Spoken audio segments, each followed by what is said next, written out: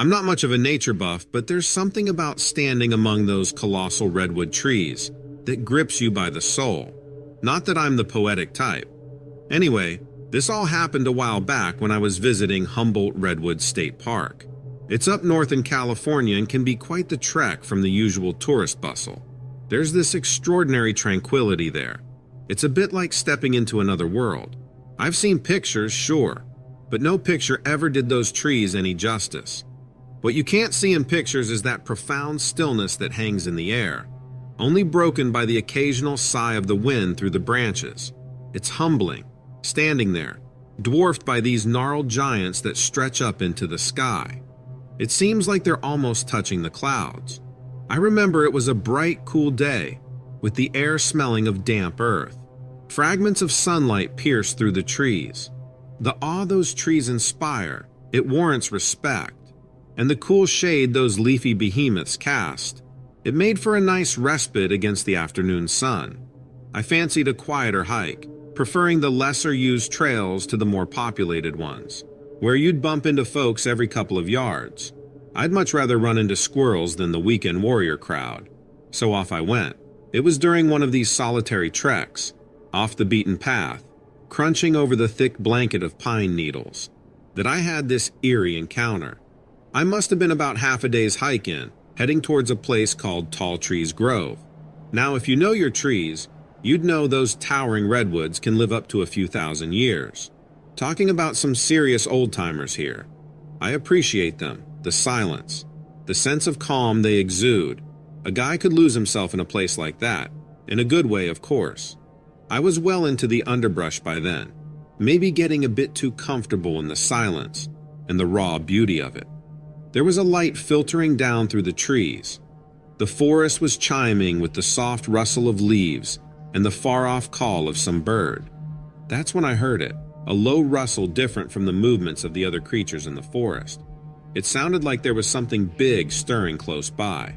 My heart started beating faster, but it did little to muffle that rustling sound that seemed to be growing louder and closer.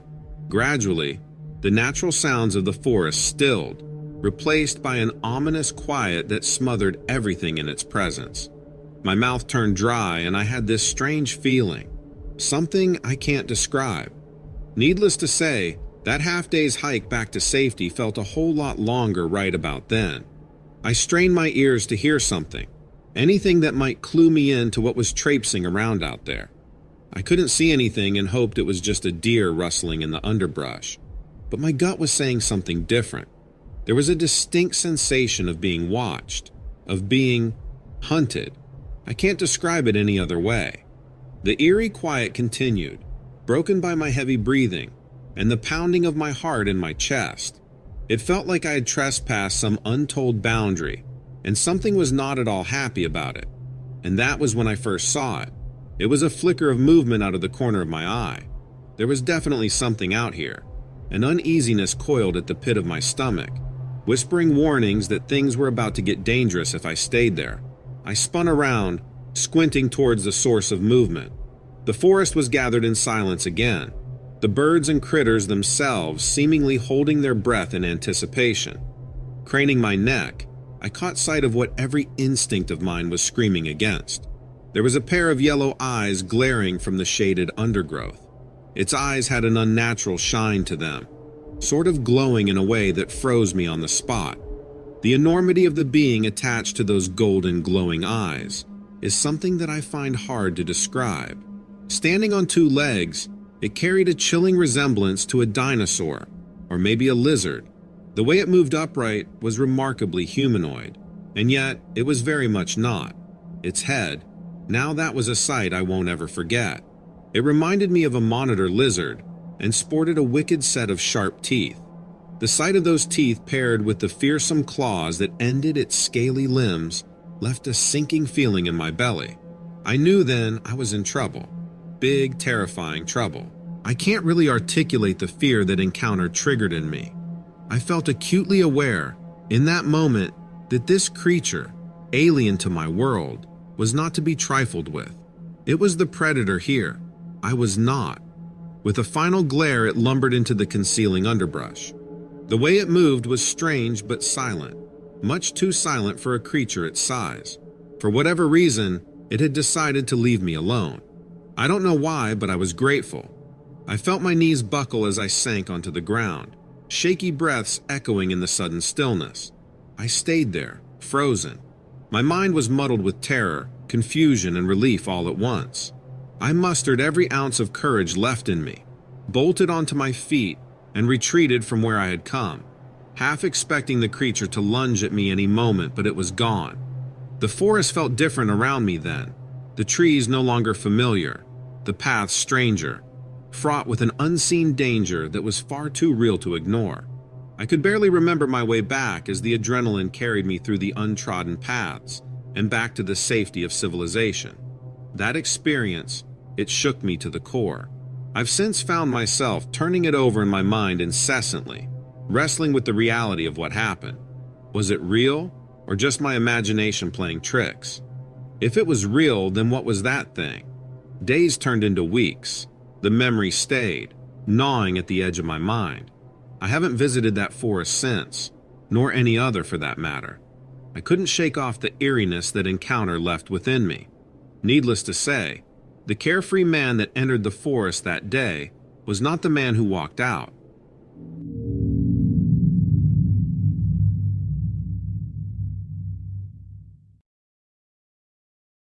I've been pondering over whether to share this peculiar story for a while now. It's not something I talk about often. It happened a couple of years ago when I'd taken a trip out to Porcupine Mountains Wilderness State Park. That's in Michigan if you're not familiar with the area. I went by myself, which is something I don't normally do, but I wanted some time alone in nature. It had been a particularly stressful few weeks, and I needed some downtime to just relax. Except, that's not what was in store for me that day. I started my day just as any visitor would do in a state park, hiking. It was an ordinary day, or at least appeared to be. Quite sunny, pretty nice really. The greenery, the natural sounds of the woods, the cool wind, all just perfect to clear up a cluttered mind.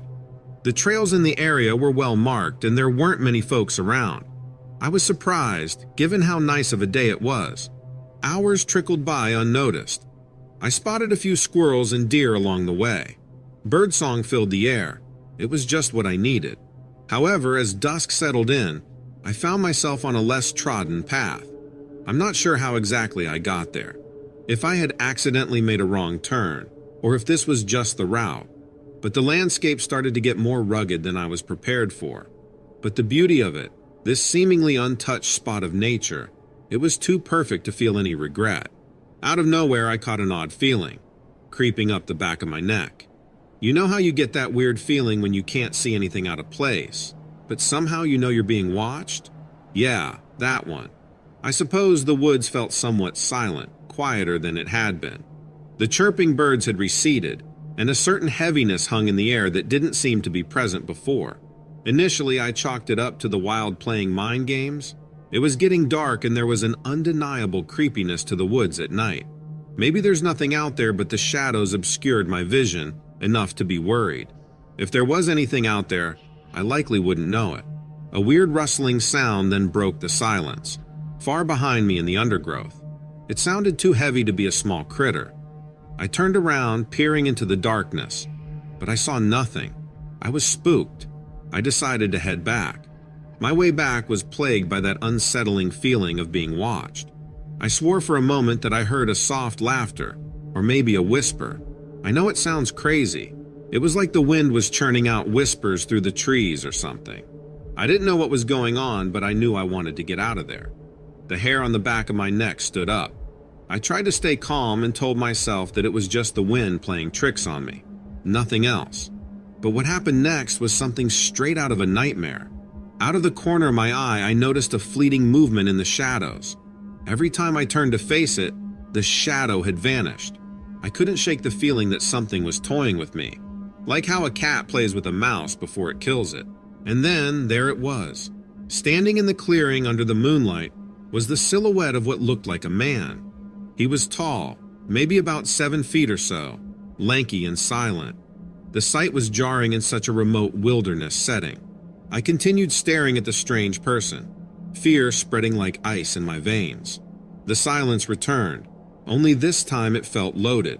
The figure started changing right in front of my eyes, body contorting in impossible ways, until it was no longer a man. The transformation was disturbing, to say the least. It shrunk back into the shadows, and when it emerged again, it had become a wolf-like creature.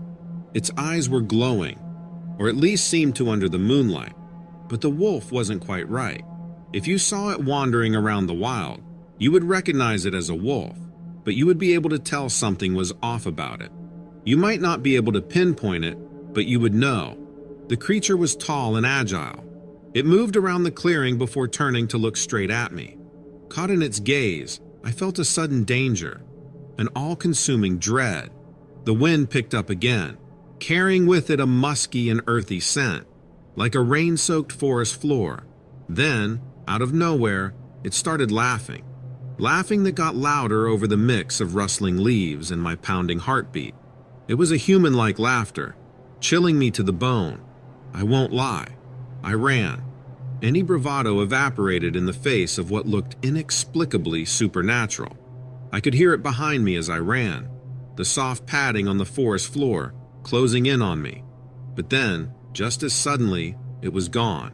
And just like that, the stalking, the eerie sounds, everything was gone. There was only me, panting heavily, pushing through the woods to reach safety. I managed to get back to my vehicle, though that night's image never quite left me. Every shadow felt like those unnatural eyes watching me, every gust of wind like that laughter mocking me. I questioned my sanity, my decision, the reality of that encounter. It just didn't make sense. No one would have believed me. With time, I tried to convince myself that it was a case of fear-induced hallucination. But, you know what? I know what I saw. It was real.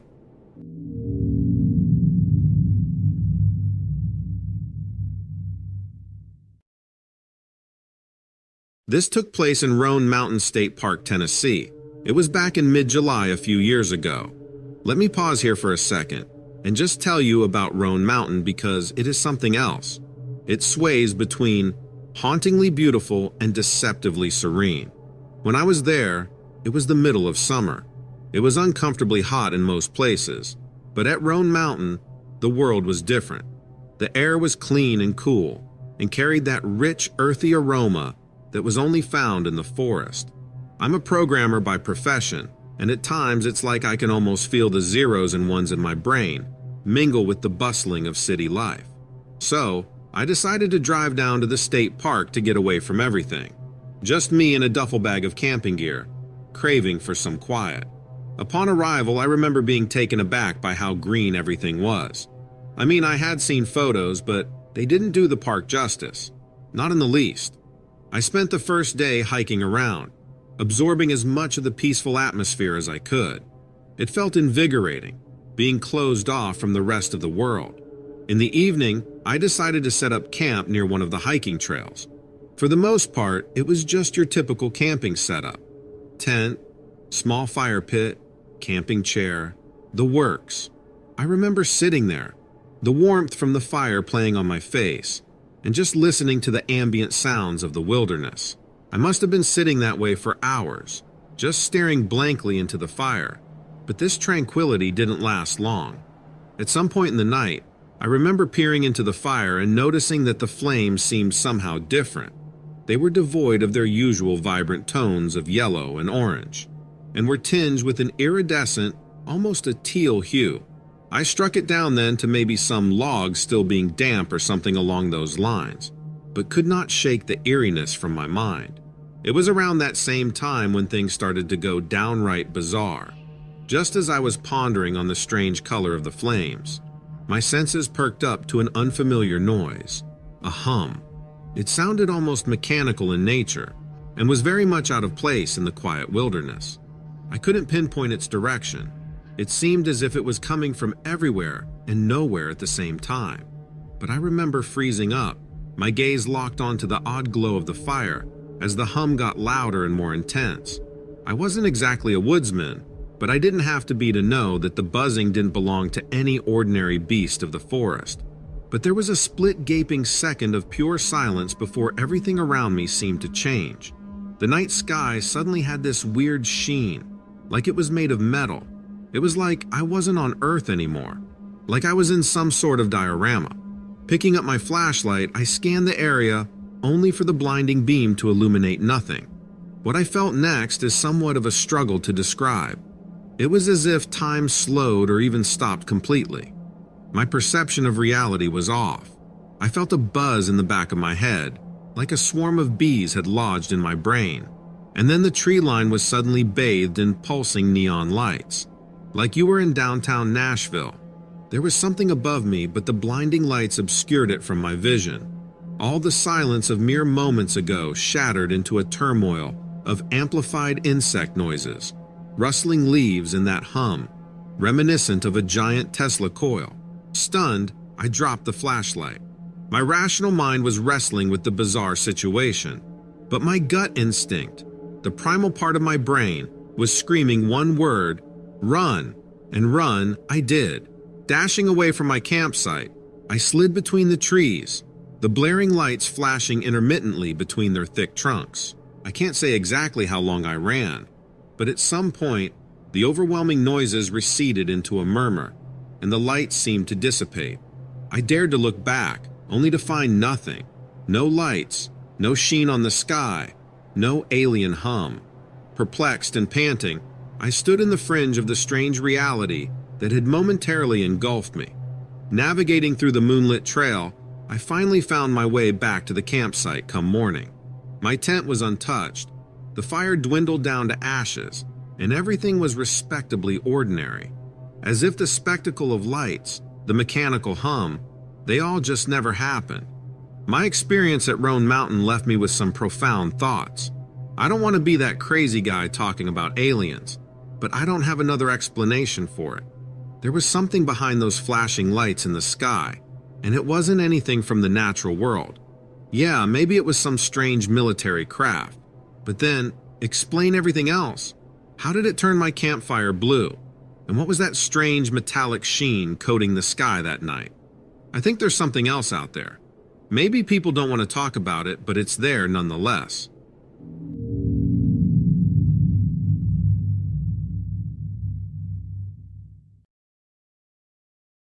My personal experience occurred on a beautiful sunny day a few summers ago. My wife Laura and I had decided to take a day to soak up the tranquility of Hocking Hills State Park in Ohio. A chance to head out in nature and hear the birds sing was the perfect escape we were looking for. We mainly planned to hike on the marked trails that day, maybe do a bit of bird watching. Laura is a fan of anything that has wings and a beak. We'd even lugged along our binoculars and a hefty bird identification book. The later part of the day we had left open for sightseeing and whatever little adventures the park might have in store for us. Arriving there, the park was precisely as we had imagined it. Beautiful. The walk was peaceful, as we heard nothing but the chirps of the birds and the rustling of the leaves. As we started to explore deeper and deeper, we both began to feel a strange sensation. It didn't make sense at first. It was as if the atmosphere had changed, but we couldn't figure out what it was that changed, or where it came from. We knew we were still in Hocking Hills State Park, but it didn't feel like it anymore. Something had changed. This sounds crazy, but we felt like we were being followed. Laura was nervous. I was too, but I could see it more in her. She started glancing around. I remember the tension in her eyes. We decided to continue, thinking maybe the unfamiliar surroundings were playing tricks on us. At some point, we veered too far off what we assumed was the trail. It was further than we initially intended on going, and that's when we first heard it, a distinct, unsettling, low growl. It was deep and throaty and sent our minds racing. That's when I noticed the silence. The wind had died down, and all of a sudden, the birdsong stopped. It was as if everything in the forest had fled, except for us. And then, that growl began to get closer. And as it did, we noticed an awful smell wafting through the dense underbrush. Imagine the smell of a wet dog that had been rolling around in rotten garbage. Now mix that with the scent of stale urine, and what I can only describe as the smell of hot, coppery blood. The forest suddenly took on a malevolent air. I can't tell you how badly I wanted to get out of there, but there was no quick way back. We were nowhere near our car. I almost dismissed it as a shadow, but there was something moving out there, hiding behind the trees and underbrush. When it decided to show itself, I don't even know how to describe how terrified I was. I had mistaken it for a shadow because it was so dark. The creature's entire body was covered in thick black fur, but the rest of its body was the perplexing part. It appeared to be something that was both man and wolf. Not like a werewolf, I don't think, but rather some dark creature of the woods. A large wolf beast that had learned to stand on two legs. It had broad shoulders and a pronounced hump on its back. The upper body of the creature looked far too muscular to be a natural wolf. There was something else to it. A sliver of sunlight peeked through the shadows, allowing me a better look at its face. A long snout, pointy ears. It was the face of a wolf. It had the eyes of a wolf. If you had seen just the creature's face, you would bet money that you were looking at a wolf. But then you get to its body. It had distinctly human anatomy. The only difference was in the hind legs. They appeared to be a combination of both man and dog. The creature had both knees like a man and hocks like an animal. That garbage and blood scent became unbearable. This must be some sort of monster. Whether it was a hidden species or something out of a mad scientist's lab, I had no idea. But it didn't matter to me in that moment. We needed to get out of there and get out fast. We didn't have weapons on us, not even a pocket knife. And I didn't think the binoculars and the bird identification book would help much. We ran all the way back to the car. And once we got in, we didn't turn back. We didn't talk, merely glancing at each other every now and then. I think we were both in shock. On the ride home, there was a discussion. I remember Laura describing its face, doubling down on the long snout and double set of teeth, an image forever seared into our minds. We shared a silence once the descriptions ended, allowing our racing hearts to slow down a bit. I imagine the only reason it didn't kill us that day was that it simply didn't want to. With those hind legs, it must be fast, way faster than either of us could run. Maybe we just accidentally stumbled into its territory, and it wanted us to leave. I don't know. I don't even know what it was, where it came from, or how it managed to remain hidden amidst the traffic of a state park. But what I do know is that sometimes those shadows in the dark are just shadows, but sometimes there are creatures lying in wait. Monsters aren't just forgotten myth and legend anymore. They are real, and they could be hiding anywhere.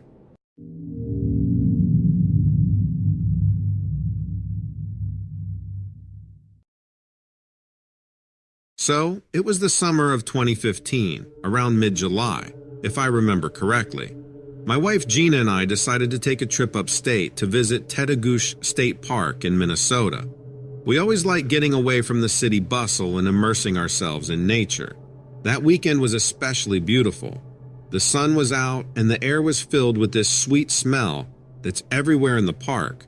One of the many things we loved about Tettegouche was the cool breeze and the tranquility that it brought, completely diffusing all the stress that was weighing down on our spirits. We set up our camp near the lake.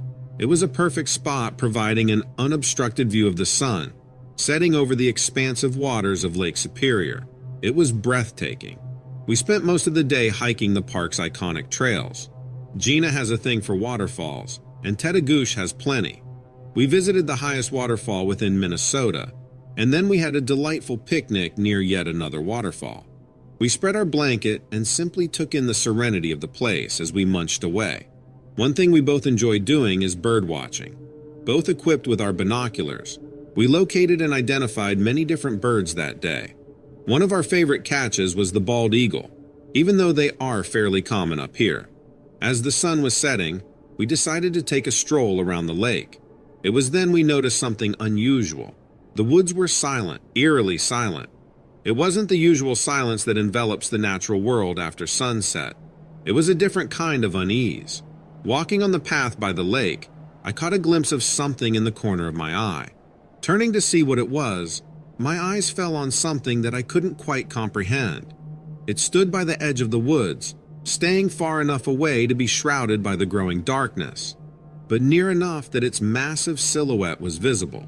At first glance, I thought it was just another person, but when I looked closer, I knew that it was something else entirely.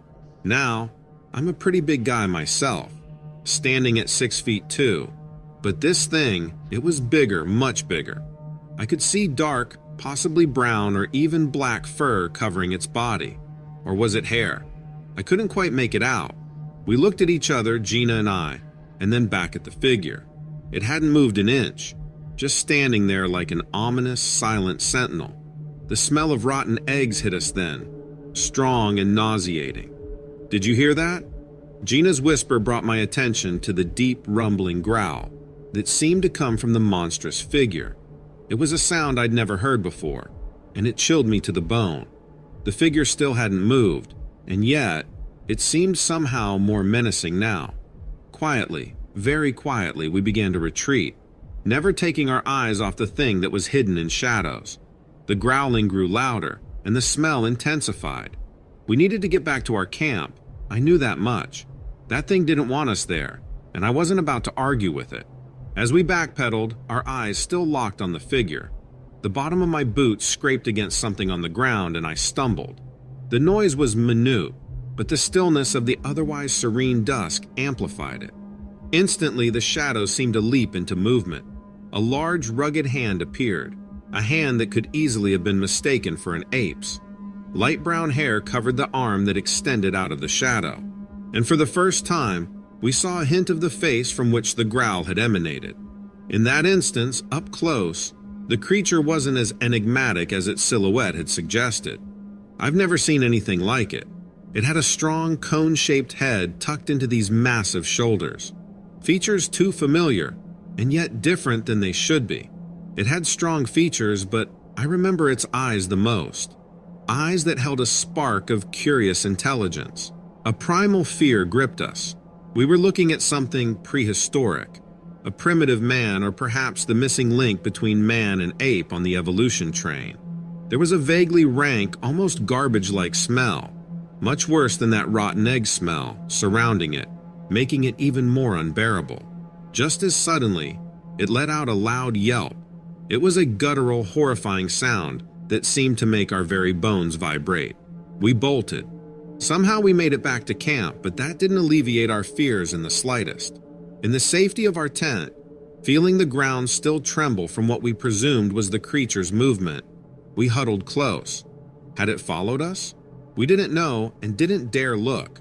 We spent a sleepless night in the tent, clutching each other, jumping at every rustle and snap. Nothing further happened that night, but when we stepped out of the tent the next morning, our camp was in shambles. Yet, when we explored the site of the encounter, we found no trace. There were no footprints, no evidence of our midnight marauder, nothing at all. We left Tettegouche and its haunting memories that very morning. We decided not to report the sighting, knowing how fantastical it would seem. Who would believe we saw Bigfoot or Sasquatch or whatever that was?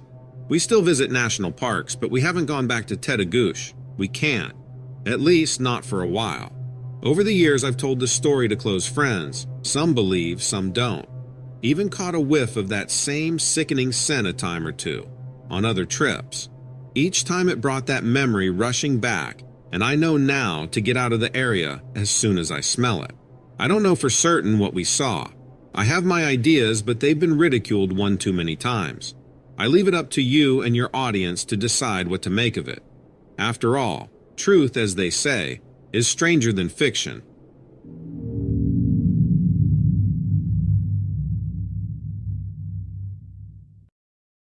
A couple of years ago, I was working as a park ranger at Devil's Lake State Park in Wisconsin.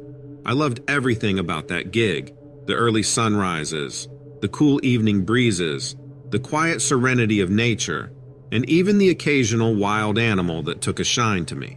You could say I was living my dream, until this one incident. It was a day like any other at first, but it turned quickly to an experience I still can't wrap my head around. My day always started at the crack of dawn. I'd patrol the well-used trails, check the animal tracks, pick up litter left behind by disrespectful tourists. You know, the usual stuff. Being out there in the wilderness, living off the whims of nature and doing my bit to keep her beauty intact. There was no place I'd rather be. It was a simple life. Just me and the great outdoors. One day, My routine sugar maple monitoring took me to the brush line off the quartzite trail. It was a regular gig. Examine the trees for any disease, insects, measure the circumferences and all that. This day, however, the second I stepped off the trail, something seemed off. There was this smell, a stench really. All around me the air was thick with it. It was a pungent, heavy odor that I can only describe as a cross between deep earth and rotting garbage. Might not seem that odd in the wild, but it felt different. I would have dismissed it if not for my gut. I've been out in the wilderness long enough to trust my instincts. When nature talks, we should listen. I learned that the hard way, but that's a story for another time. It wasn't the terrible smell that unsettled me as much as the feeling it brought. There was a sense of wrongness, like something had visited that place that didn't belong. It was then I noticed everything was oddly quiet. Devil's Lake isn't a quiet place in my experience. There's always some bird call or rustling leaves, the hum of flowing water, or a critter scrabbling about. The forest is never really silent, but in that instant, I swear, you could have heard a pin drop. The eerie silence I would have normally welcomed was uncharacteristically chilling. In that tranquility, however, I noticed a faint hum. Now, this is going to sound bizarre, but it was like the low buzz you'd hear around those big, old power lines. But this was the wild miles away from civilization, and there were no power lines around. Every instinct I had was screaming at me to turn back, but the Forestry Service had its procedures, and I had a job to do. Determined, I hauled my equipment further in, shrugging off these feelings, trying to convince myself it was another day in the park. And that's when I saw them, the trees. They were scarred, some kind of burn marks, all blackened and smoky. But it was just those few trees. None of the others were affected. It was as if something had scorched them. It wasn't like a wildfire. The burn marks were made precisely, methodically, even it wasn't natural. That much was clear. After taking down notes and some pictures of those trees, I looked up at the ridge above, and there was something. It was some sort of figure. Human, perhaps, or maybe something else. It took me a moment to process, but by the time I did, they were gone. Now, I have no way to prove this, and you're welcome to be skeptical. But remember, the wilderness doesn't care for our explanations or lack thereof. I'm not sure what happened that day or what I saw, and I sure don't know if others have experienced it too.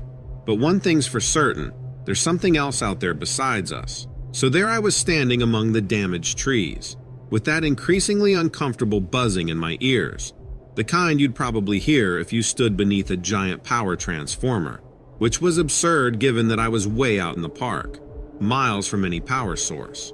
Determined to get to the bottom of this, I started trudging up the forest to the ridge. The stench got worse with each step. Not just the rotting garbage smell, but a sulfur-like odor now clung to it. This is where it gets hard to explain. I've always been a creature of instinct, entrusting my life to the silent language of the wilderness many times over. But what happened up at that ridge, I still struggle to comprehend. When I reached the crest, I saw them. They were humanoid shapes of maybe 4 to 6 feet tall. They were skinny, with disproportionately large heads and black oval eyes. No noses, no mouths. They were like something straight out of those alien conspiracy theories. There were about a handful of these grays, as people call them, stationed around what looked like some sort of metallic object. They seemed to be examining their surroundings silently, telepathically communicating maybe. I don't know. And that hum, it seemed to be emanating from them. Now, I won't lie, every nerve in my body screamed to bolt, but my feet became rooted to the spot, eyes glued to the unsettling spectacle before me. They reeked, the stink mixing with the wood's natural odor, overpowered everything else. I couldn't tell you how long I stood there, staring in abject horror, my heart pounding out a stuttering rhythm against my ribcage. It may have been seconds, or maybe hours, but then one of them turned, its black eyes seeming to look right at me, through me, and the hum intensified. It broke me out of my daze. I bolted. Somehow, don't ask me how, I made it back to my office. I was sweating buckets. My heart was pounding so hard I could feel each beat resonate through me. I locked myself in for the rest of the day, trying to convince myself that what I had seen was a figment of my imagination. But the bizarre condition of the trees and the residual humming in my ears told a different story. Once evening fell and the park grew quiet, I found myself replaying the day's events over and over in my mind, my sleep plagued by the image of those creatures and the haunting hum. Had I crossed paths with extraterrestrial life? Or was it some bizarre phenomenon of nature that I had yet to understand? Consequently, I resigned a month later, unable to shake off the lingering fear that came with working in the park. Discussions with other park rangers revealed no similar experiences, and I learned that the trees eventually recuperated from what looked like burn damage. Despite several sleepless nights and an enduring unrest, I consider myself lucky for having escaped unharmed. I'm still uncertain of what happened that day. All I can do is carry the haunting memories of those black, soulless eyes and the unceasing hum, always reminding me that something out there didn't belong to this world.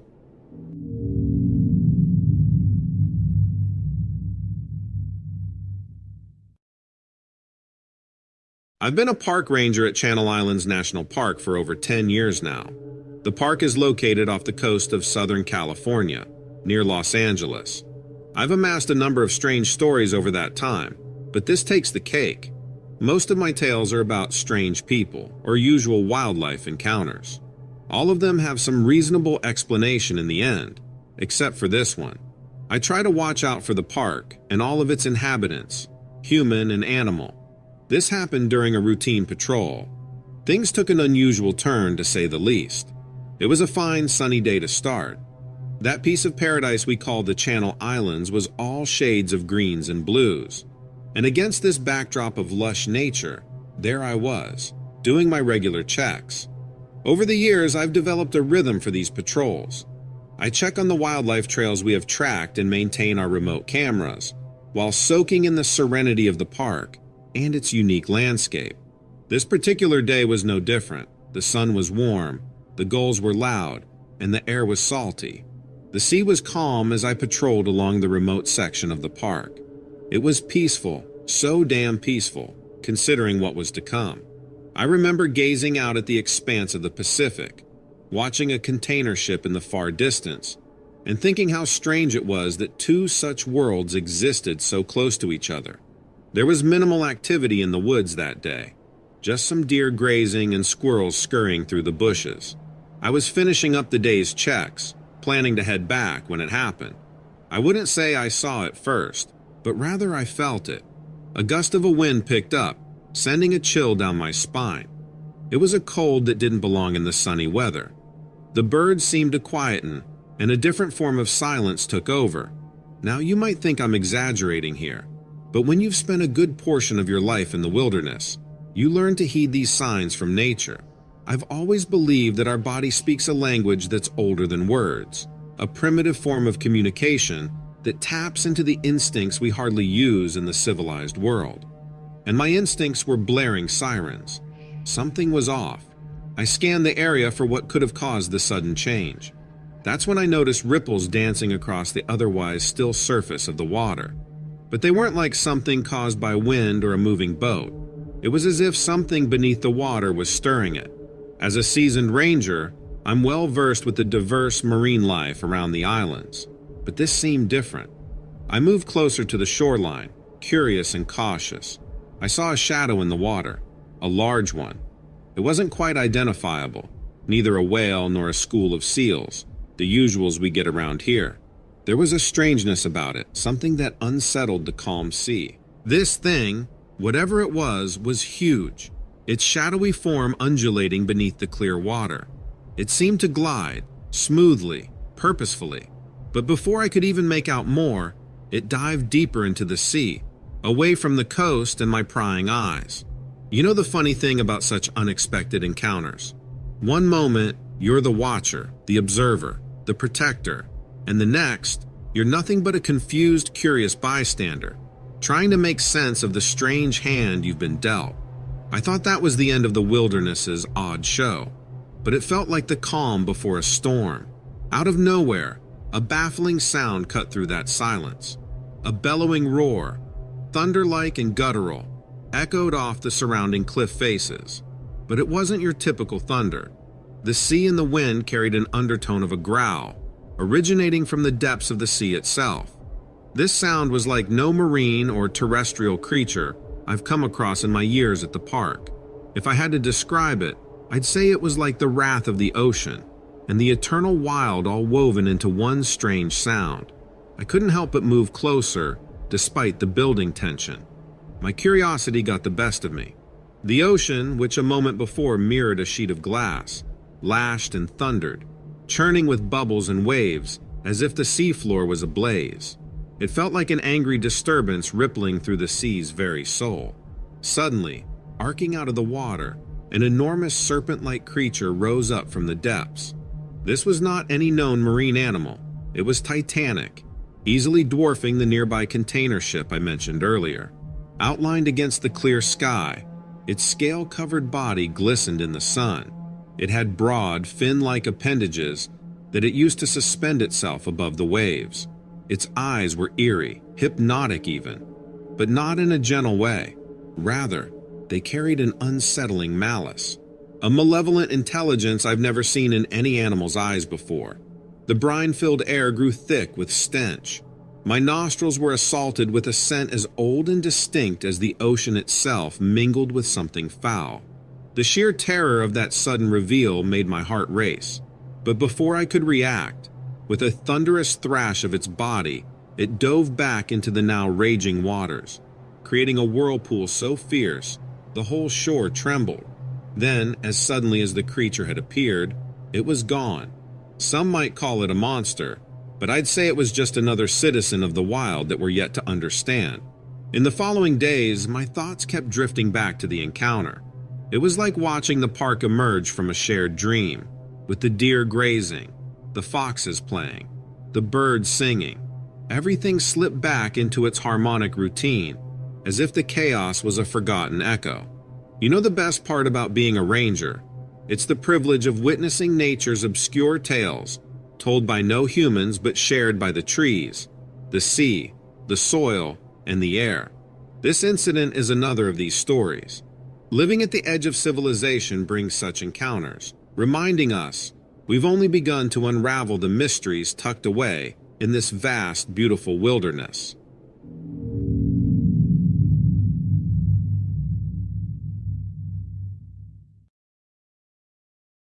I've got a story for you. This one happened a couple of years ago. I'd recently started dating this girl, Lisa, and decided a picnic would be the perfect date. Living in the heart of Colorado, we had no shortage of beautiful nature spots to choose from. We ended up settling on this picturesque meadow surrounded by towering pines, about an hour outside of Denver. I'd spent the previous day stuffing a cooler with sandwiches, cheeses, and fruits. I tried to go all out. After all, Lisa was a city girl.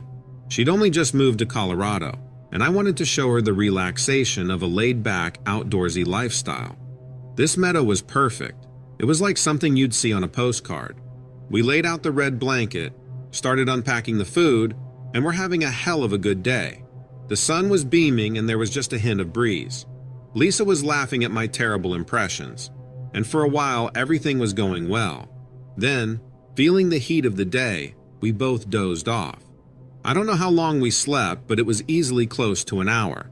I remember being awoken by a sudden coldness, not just the kind of cold from a passing cloud blocking the sun. It felt unnatural, electrical almost. I stirred, sat up, and rubbed my eyes, and that's when I first noticed it. A figure, lurking at the periphery of the meadow. It was a dark smudge against the vibrant colors. It was hard to make out any specific details from that distance, but something about it put me on edge, and a deep sense of dread clenched around my chest. Was it the way it seemed to hover just at the edge of the forest? The way it seemed somehow both solid and formless at the same time? The thing, whatever it was, stayed in my sight for the better part of an hour.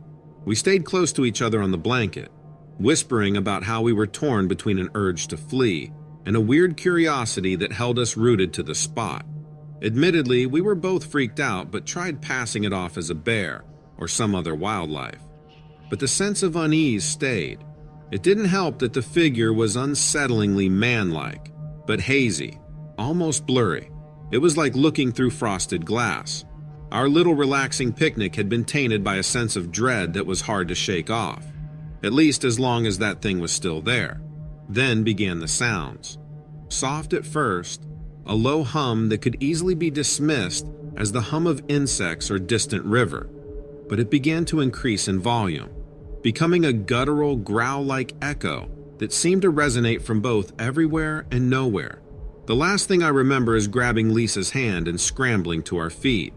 Our abandoned picnic left as a sad little island of normality in a rapidly changing landscape of fear. Whatever it was, it stayed in my periphery, never allowing me to look at it directly. It was like a smudge in a pair of glasses that you can't ever clean, or a blind spot in your vision field. I remember Lisa muttering a low, scared, "What the hell is that?" Her voice barely audible over the unsettling growling. The shadow was growing larger.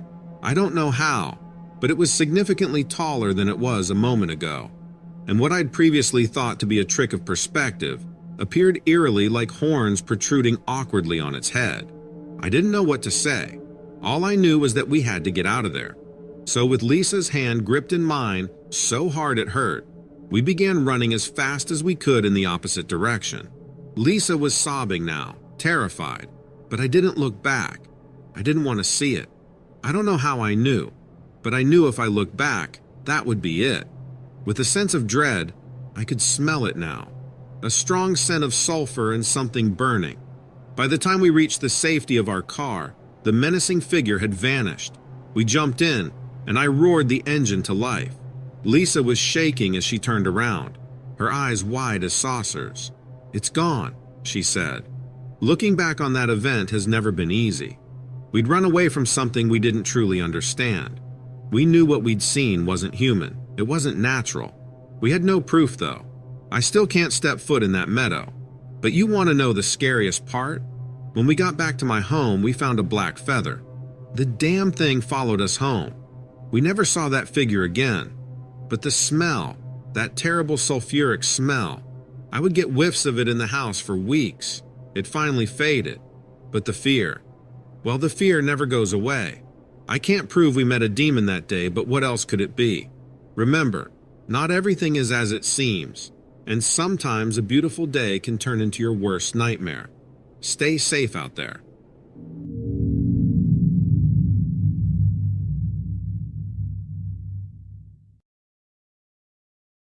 My tale isn't your typical campfire ghost story, nor some elaborate urban legend. It's quite personal. Nothing I'd make up for giggles or internet clout. It was a couple of years back around midsummer. I took a vacation and decided to drive up to this secluded lake in Maine. It was a remote place, hardly any tourists, and just the perfect place for me to drop a line and catch some peace of mind along with the occasional trout. I've always been one for the serenity of the great outdoors. Fishing is like a form of meditation for me. I went on this adventure solo, which is something I do from time to time. But Day felt different. I'm not usually bothered by the feeling of being alone in the vastness of nature, but I felt truly alone that time. Despite my odd feeling, the day began uneventfully. I arrived at the lake just past dawn and set up camp near the shore with all the right gear, my trusty old fishing rod, a six-pack of my favorite beer, my lucky fishing hat. As the sun rose higher, I enjoyed a couple of cold ones and cast my line out into the calm waters. The first couple of hours were incredibly peaceful, with nothing but the call of distant loons and a soft breeze to keep me company. Every so often, I'd reel in a decent-sized trout or two. It was shaping up to be an idyllic day. During lulls between catches, I remember losing myself in the soothing rhythm of the lapping waves against the shore and the scent of fresh water. At times, I thought I smelled something briny, almost salty, but I couldn't figure where it was coming from. It was strange, considering we were miles and miles away from the ocean. As the day wore on, I began to notice unusual movements on the water. Around my bobber, the water churned in odd patterns, like there were underwater currents where there shouldn't be. In the stillness of the lake, those ripples seemed out of place. I mean, every fisher knows the typical splash a fish makes. And let me tell you, this wasn't caused by a fish. It was something I've never come across before. Even stranger were the sounds that came with the twilight. The once peaceful symphony of the wilderness was punctuated with an occasional low rumble, like some distant thunder, that seemed to echo from the deepest parts of the lake. And yet, there were no signs of a storm on the horizon. I could have sworn that a gust of an unnaturally cold wind seemed to rise from the surface of the lake. On the first night, I brushed it all off as quirks of the secluded lake, or maybe the beer playing tricks with my senses. But little did I know that these were merely the subtle overtures to an encounter that was nothing short of ominous. The entire experience left me questioning the limits of the natural world. The next morning, a heavy fog blanketed the lake, something fairly typical for Maine. But as the first rays of dawn hinted at another beautiful day, the still water did seem unusually dark. It was as if the lake was reluctant to let go of the night.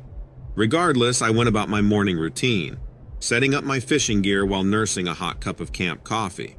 Going by yesterday's plentiful catches, I shrugged off my misgivings and cast my line once more, expecting the gentle tug that indicated a biting trout. But the lake remained oddly still, too still for comfort. Time seemed to slow on that fog-drenched morning. The ever-present breeze was oddly absent, and the surface of the lake lay like a dark, flat mirror. It was then I noticed something stirring beneath the surface.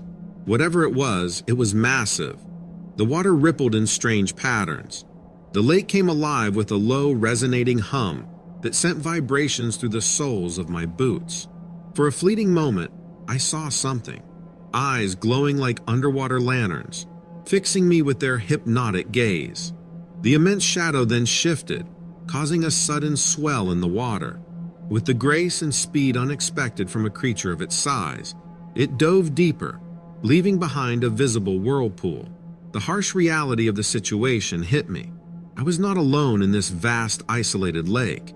There was a presence, a monstrous creature lurking in its depths, nudging at the edge of my reality. Panic surged through me and froze me in my tracks. Part of me wanted to pack up my gear and flee. The other part, a stupefied witness, was swallowing its fear and staying glued to the very spot. I wanted to see what it was. Eventually, survival instincts won. I grabbed as much of my gear as I could and quickly dismantled my makeshift camp, shoving everything into my car.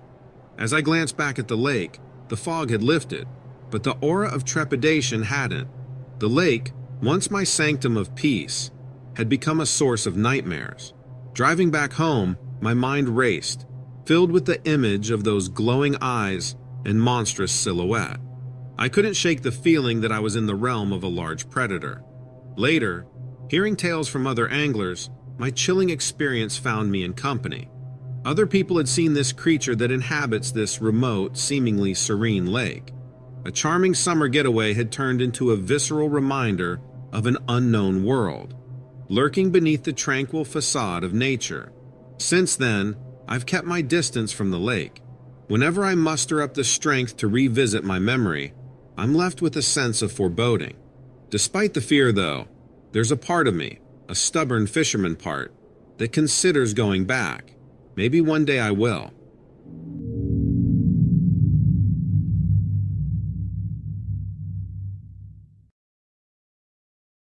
So, this happened about 5 years ago. The wife and I were out on one of our late-night drives. You know those types where you're just cruising along quiet roads where nobody else seems to be around? It was sort of our thing, to forget everyday life and just spend some time alone. It was peaceful, with the radio humming old tunes. The locations we went to were pretty remote.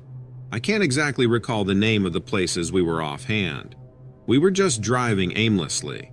The road stretched on for ages, surrounded by dense woods on either side. I guess that's why we loved it, though. The feeling of being in a world of our own. We loved pointing out random things to each other and wondering what the people were doing inside their houses. By the way, if you've been married as long as I have, you'll understand that these little shared moments are precious. It was an unspoken agreement, a ritual that we always looked forward to. The dusk had already given way to a clear and starry night by the time we started out on our drive. The moon hung high. I would even go as far as to say that it was the perfect night, right up until it wasn't. We were approaching a sharp bend when I first noticed it. An acrid, pungent stench. You expect to smell damp earth, leaves, maybe a skunk if you're unlucky. But this was different. It was putrid. My wife noticed my discomfort and made a face, quickly rolling up her window. Now listen to me. As someone who's practically lived half his life in the woods, I've come across various kinds of smells. But this was something else entirely. Something wrong. And let me tell you, nothing good comes from that kind of smell. Just around the bend, I slowed down, trying to make sense of the rancid odor invading our peaceful night. Then we heard it, a guttural growl that seemed to reverberate in the still of the night. It was loud enough to hear over the sound of the truck's engine. My wife looked at me, her eyes wide, and honestly, I was probably mirroring her expression. The odd part was that whatever this creature was, it wasn't afraid of the truck or the headlights or my honking, or even my shouting at it to leave the damn road. I noticed a pair of glowing yellow eyes stare back from within the shadows that the pickup's headlights were reflecting. They were higher than what you'd expect from any four-legged forest animal. Maybe a bear standing on its hind legs, but I knew that couldn't be it. The instinctive chill of fear ran down my spine. God, you won't believe what it was that we saw next. The eyes started to move, sort of bouncing up and down, as if it was attached to something walking. We were transfixed. A silhouette appeared from the shadows, backlit by the glow of our headlights. Right then, the wife let out a terrified gasp beside me. The figure had an enormous width, broader than any man I'd ever seen. That wasn't what made it eerie, though. It was the shape that was downright freakish. The creature, it was like a dog, but it was standing upright. Its muscular arms hung down the sides, ending in what appeared to be elongated feet with noticeable claws that scraped across the blacktop. Its hunched back and powerful thighs only added to its beastly and grotesque silhouette. And oh God, the face, a long snout or muzzle, like a dog's elongated mouth, with yellow glowing eyes that glinted with a terrifying intelligence. It was watching us as we were watching it. I swear I could see drool dripping from its gnashing jaws. Seeing it walk, it seemed like it was hunched over, but stood upright nonetheless. Its legs were oddly similar to that of a canine, if dogs were designed to walk like men. I felt like I was in a nightmare. The creature was covered all over with tufts of thick fur, patches of it sticking out in some places more than others. Its hide was somewhere between black and dark brown, harder to discern with the dim glow from the pickup's headlights. My wife whispered, her words stuck, barely able to pass her trembling lips. Drive, drive now. But my hands were glued to the steering wheel. My eyes remained locked on the monstrosity, slowly trudging across the road, indifferent to our car, or even to the high beam pointed directly at it. I'm not sure how long we were sat there. Time seemed to have broken. Finally, the creature disappeared into the dense tree line, leaving behind the acrid stench and a sight that both of us would never be able to forget, or explain for that matter. We drove home that night, but silence swallowed the remaining duration of the journey. We fought to make sense of what we had seen back there, on the lonely country road, but neither of us had answers. In the subsequent weeks, I'd revisited that turn multiple times, but found nothing. We were never the same after that night. Every unseen pair of glowing eyes on the road at night, every unexplained movement in the woods, they all served as dreadful reminders of our encounter with that insane creature. It was also the night that our peaceful drives lost their tranquility forever.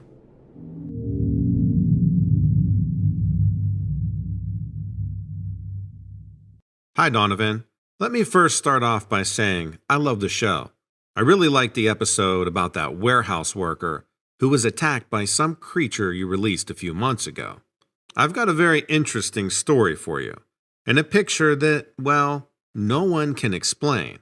Well, at least no one that I used to work with. I worked for an outfit that did government contract work. We work with all branches of the military, but specialized in running mock scenarios for special forces. Now, I can't get into too many details, but my job was security. I was the head of security for our facility located in Northern Virginia. We basically paid and trained civilians to be part of different training exercises for the military, such as hostage situations. That was a smaller part of our business, and we also had two other divisions. Under our facility was a fallout shelter. That's where this story takes place. Our facility has been around since the 50s, and the shelter really isn't supposed to be used anymore, since there are other shelters nearby. However, we still monitor the shelter as part of our security protocol. I had a few techs who monitored the entire facility. We had a little over 300 security cameras throughout the building and the outdoor areas. There were 5 placed in various spots in the shelter too. This took place in August of 2005, where one of my techs noticed something strange going on with one of the shelter cams in the east wing. It would fizzle out like an old VHS tape with tracking issues at the same time every night at 3:13 a.m. This happened 3 nights in a row. It would last for a few minutes, then the camera would come back online and was perfectly fine. After the 3rd night, we replaced the camera. Now the camera down there was antiquated, but there wasn't anything wrong with it from what my tech could tell. So we replaced it with a new one, and sure enough, the same thing happens at 3:13 a.m. But this time, at 3:12 and 59 seconds, we see this right before it glitches out again. So my tech brought that to me the next morning when I returned to work. I was coming in and he's waiting for me because he had stayed late after his shift ended to show me this. My jaw dropped when I saw it. We had the shelter locked down. There's only a handful of people who could ever access it, and I can tell you that none of them were down there at 3:13 a.m. in the morning. What you see in the picture, it appears to be a man or something human-like that is coming up from one of the corridors into an area that splits off. The cage there is designed to protect an electrical box. The photo is actually zoomed in pretty far. I couldn't send the original because it has some identifying information on it, and I'm not at liberty to share those details. Anyways, I have no idea what or who this thing was. My tech didn't even see it at first because it just appeared for literally 1 second, and then the tape goes all fuzzy and starts to glitch. He had to rewind it to go through it frame by frame to see it. Like I said, no one has access to this area. This ended up happening every night for the next week or so, and then it just stopped happening. We checked the facility every night, and there was no evidence of this thing being down there. No doors were breached. It's something that no one was ever able to explain. We always referred to him as the boogeyman after that. It's super creepy. I hope your audience enjoys this. Take care.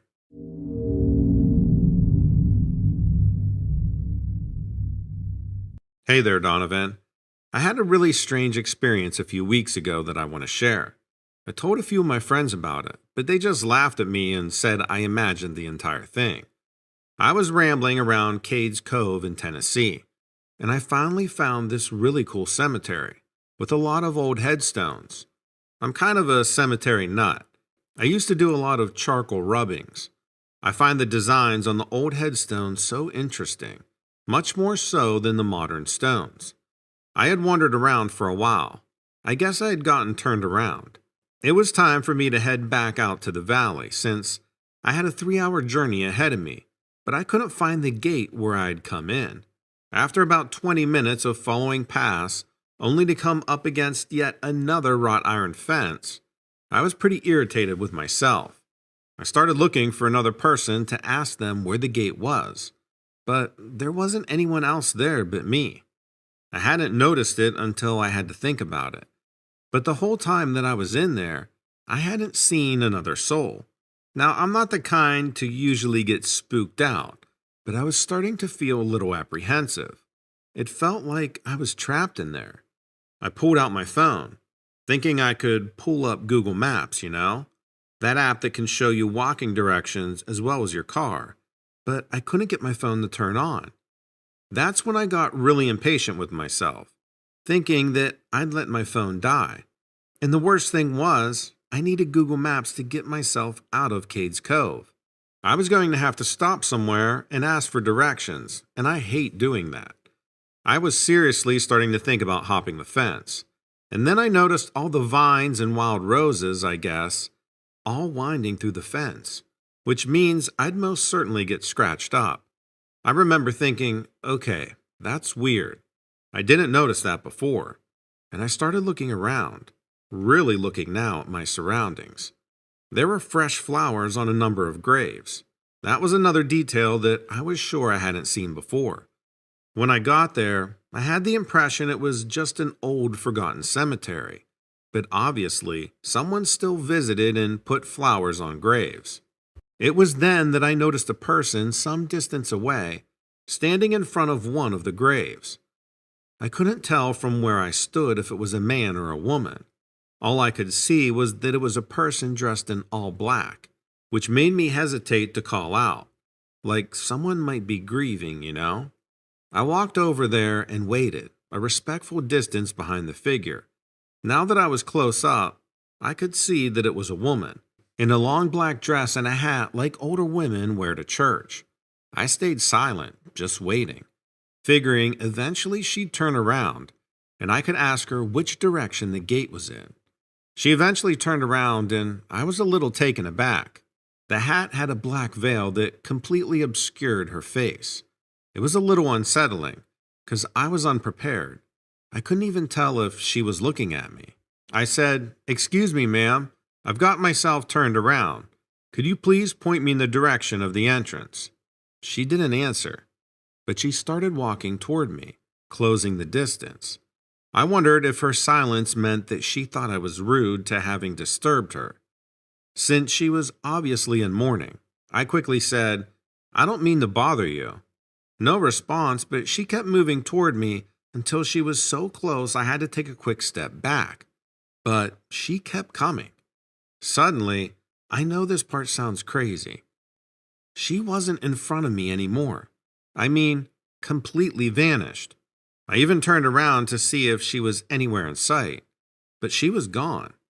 I got chills all over. She looked real to me, but I wondered if I just imagined her. And then I thought, who imagines something like that? A person that's not there. Which got me wondering if I had schizophrenia or a brain tumor or something.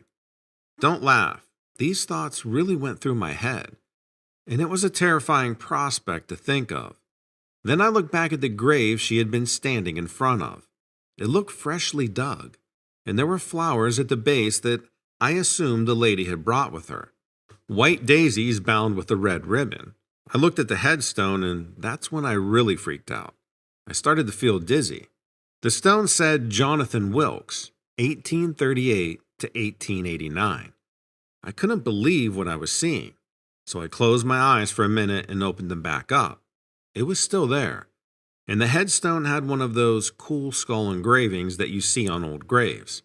Except this stone looked new. At that point, I thought, okay, this is some prank someone is playing. That was the only explanation. I looked around to see if I could spot someone hiding, watching me, or maybe even recording me. If there was someone there, they were doing a good job hiding.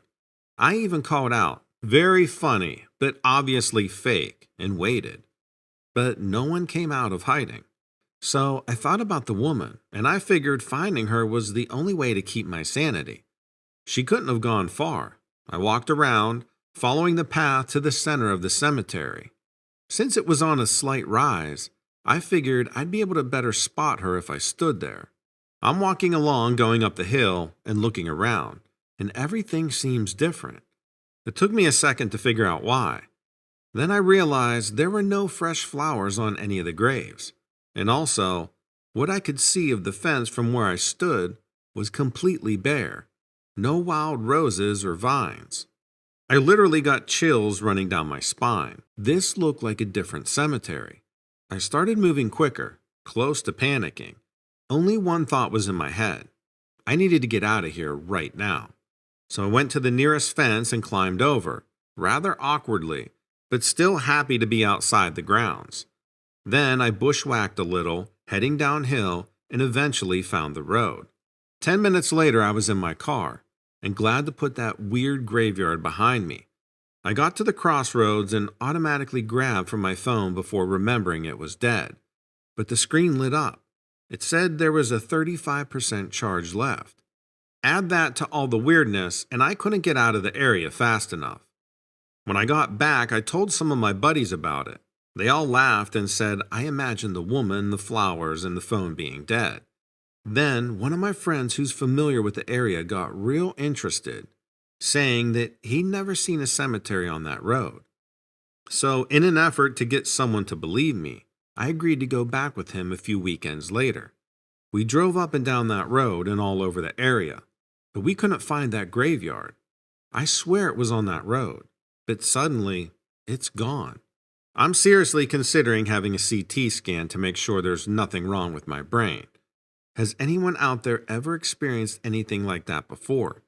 I think somehow I stepped back in time, as crazy as that sounds. Thanks for listening, Rick.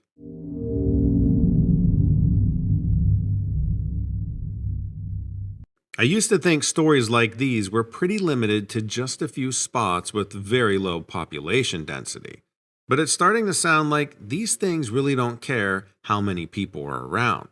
As a park ranger, I've worked in quite a variety of places. I'd never seen something that I couldn't explain, though. When I saw this creature I'm going to tell you about, I was living in Texas. It was about 5 years ago, and I was working as a park ranger in Big Bend National Park. I would sometimes do talks and presentations for visitors. It was one of my favorite parts of working in that field. Big Bend has a great history. It has mixed high desert and smaller mountains. It's just a gorgeous place. It's in the western part of Texas that goes downward along the bend of the Rio Grande on the border of Mexico. It was early in the summer and I was preparing for a backpacking series presentation. I needed to get some pictures and I decided to hike out near the area around Santa Elena Canyon. That part of the park opens up into a pretty flat area of the basin where the river gets real wide. It was in the late afternoon. I like to get those golden hour photos. There tends to be a lot more diverse wildlife around there. I'd parked my truck a distance away in a lot that serviced the trailhead. I had spent plenty of time there in the past. I was approaching the river basin near the mouth of the canyon when I saw something that looked unusual. Something was moving on the other side of the river, and it was big. My brain was scrambling, trying to figure out what category of creature it was. At first, I thought a mountain lion, but I knew instinctively that it wasn't. It was the size of a large man, but it was moving along really low to the ground. It was like a dark tan color, and it really struck me because of the way it was moving. It was like it had a bulk similar to a deer or something, but it was moving like a snake. Obviously, big mammals don't move like that. So I just kept staring at it, trying to make it out better. I kept moving back and forth, trying to get a good line of sight on it. And when I finally got a pretty clear view, I felt like my blood froze. I couldn't even identify what it was. It was very scrawny looking and really pale. It looked hairless and very humanoid, but it was creeping along low to the ground. I got the impression that it was hunting something. I could have probably thrown a rock across the water and hit it. It seemed to be totally focused on something off in the bushes. I stayed completely still so that I wouldn't make any noise. But then it turned its head and looked at me. It had these huge black eyes, and the mouth was hanging open in this creepy way. When it saw that I had seen it, it hunkered down even lower and seemed to scoot back trying to hide. I managed to take a few photos, but I was so frozen in fear. All I could think about was surviving. I've never been so thankful for a river in my life, even though the river was pretty low at that time due to a drought. I'm sure there were some points that could be crossed without too much trouble, but it was still quite wide, and at least it provided a psychological safety barrier. The thing started to swivel its head back and forth, like it was looking between me and its original prey. I felt like it was sizing me up and trying to decide if I was worth the risk of hunting down.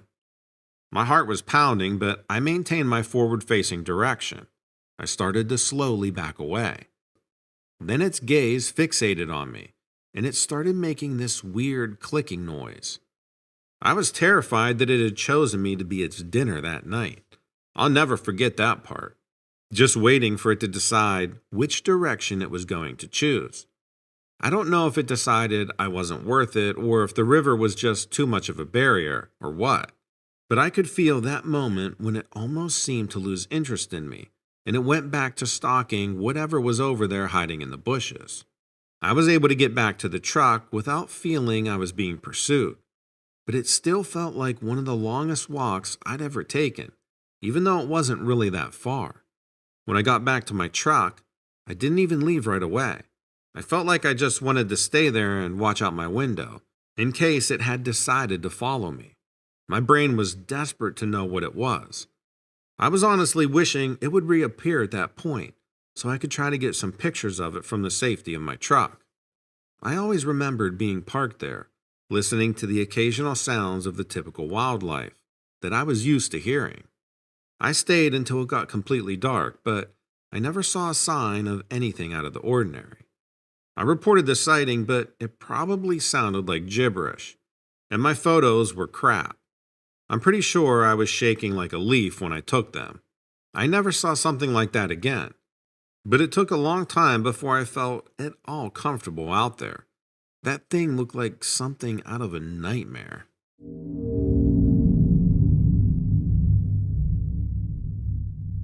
Hi, Donovan. It took me a while to decide to send this in to you. I've always been skeptical of people who claim to have seen extraterrestrial things. So when I had this sighting, it made me feel so excited. I kind of felt foolish. I was not expecting it at all. I know there are some people who are looking for these kind of experiences and actually take steps to search them out.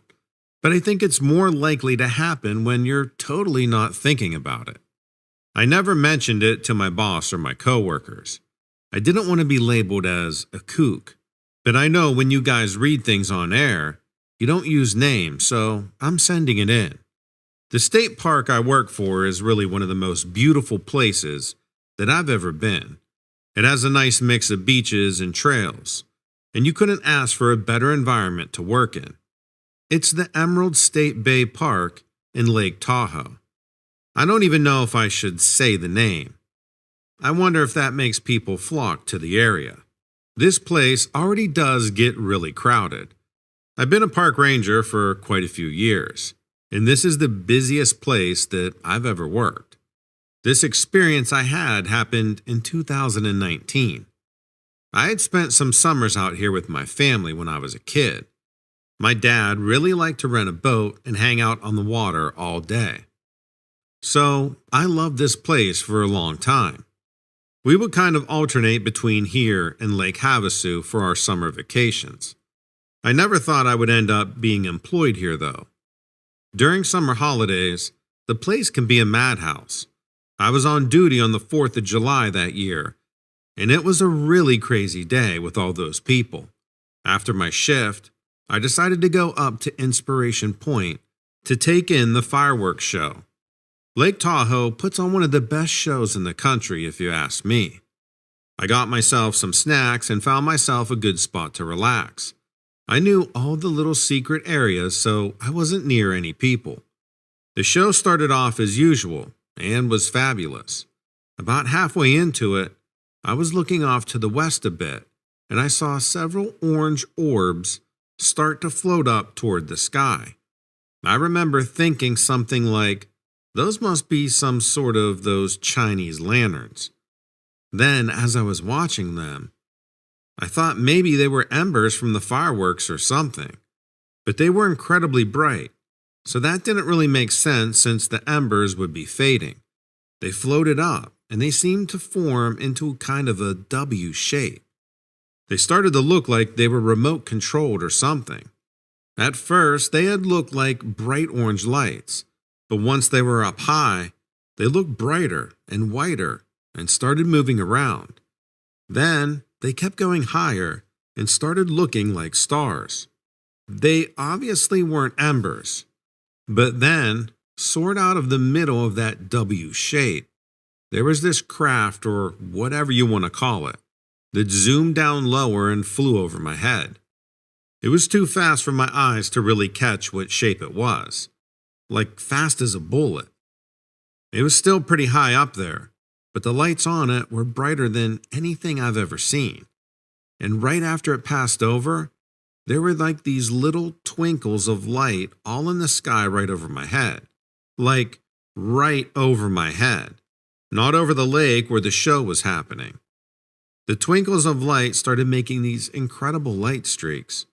I was beside myself. It wasn't like any technology that I had seen before. It sounds a little crazy that I had noticed this stuff while that amazing show was going on. Maybe it was because I was used to scanning the sky almost every night. The lights were behaving in this strange fashion. I can't quite explain it, but somehow those twinkles of light suddenly burst into dozens of lights in the sky. All of a sudden, they were moving together en masse, like some kind of squadron or something. It made me feel kind of anxious. But for some reason, I was also filled with this strange exhilaration. I just sat there in amazement, unable to comprehend what I was seeing, but knowing it wasn't normal. You could see the stars steady behind them as they were moving across. Then, the dozens of lights came together and went into a triangle formation, whereas before, they were just individually flying forward. Once they formed the triangle, I noticed that they were flying left to right, up and down. It was really surreal to have this amazing fireworks show going on. And there I was, completely ignoring it and watching this inexplicable sideshow. It wasn't that high in the sky, but not unnaturally low either. But eventually, the triangle seemed to just start ascending higher and higher, until I couldn't see the lights anymore. I have never seen anything like what I saw before that night. For the next few months, I kept watching the sky, trying to take notice of anything strange. But I never saw anything on that grand of a scale again. I'm sure people must think that what I was seeing was part of the show, but it absolutely was not that. I know there's some military activity not too far from here, so I don't know if it could have been connected to some testing or something like that, but I really don't think so. Anyway, I really appreciate the chance to share this here. I'd like to see something like that again, but now that I'm looking for it, it probably won't happen.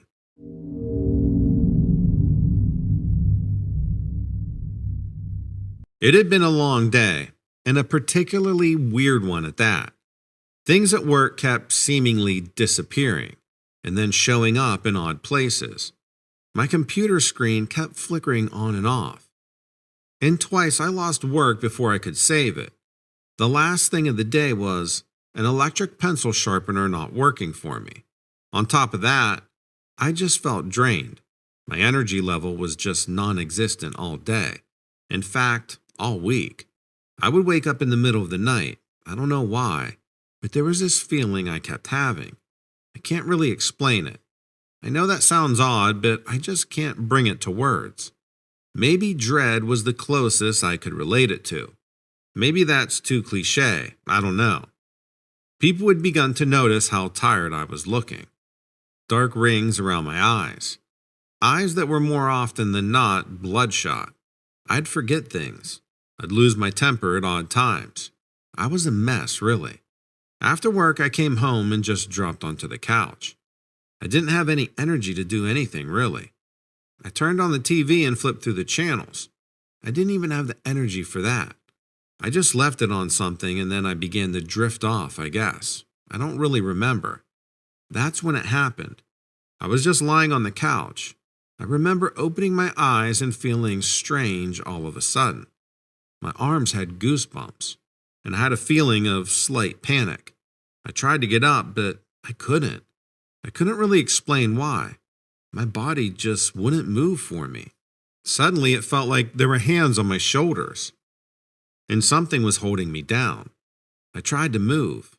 I remember I kicked my legs a little, but this force just held me down. It felt like fingers digging into my shoulders, and I couldn't catch my breath.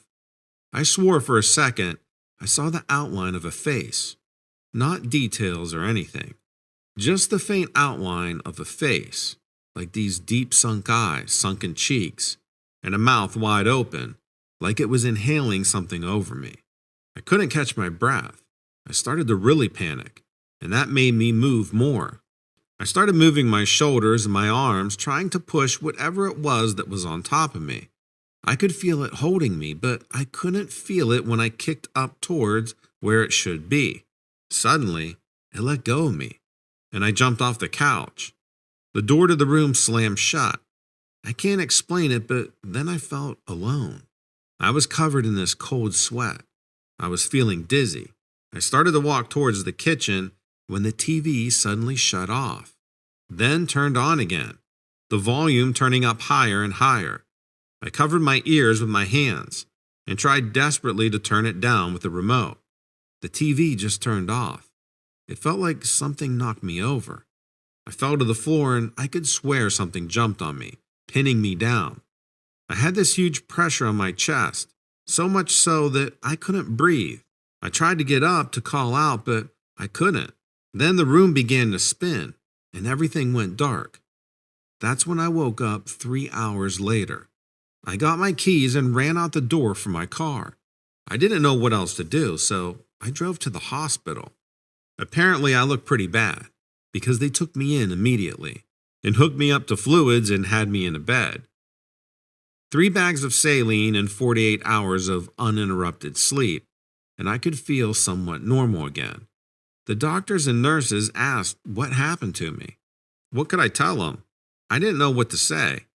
After hours of not saying anything, that's when they had the psychiatrist come in. My story came to me immediately when that happened. It was work. I wasn't sleeping. I was overworking myself, and I was consuming too much caffeine. I tried to make it sound as normal as possible. I don't know if the doctor believed me or not. They kept me for another 3 days, though. When I was released, it took me a long time to go home. I drove around for a while, went to a restaurant to eat, but I eventually made my way home. I sat there in my driveway, my hands clenched on the steering wheel, and I saw something in my house. I saw it move past the curtains. This dark silhouette that suddenly dropped out of sight. I tried to take a picture, but nothing came out on my camera phone. I left right after that. I drove 12 hours to my parents' house in Tennessee. I didn't know what else to do. I told them everything, the entire story, and prayed that I didn't sound like a crazy person. I must have, though, because my father, well, I don't really know what he thought. My mother seemed to believe me, and I stayed at my parents' house for a few weeks. That was that. I was moving immediately. I don't know what happened, but I wasn't staying in that house.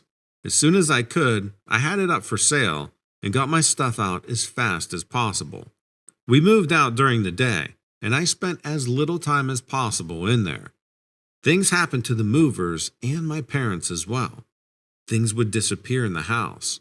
The movers felt uncomfortable, but maybe that was because they kept seeing me. I'm sure I couldn't hide my fear as well as I should have. I moved back in with my parents after that, but I keep track of the house. Eventually, it went to a married couple. Months went by and nothing seemed to happen. I still have nightmares. I still can't sleep at night that well. I don't know what happened. I can't really explain it.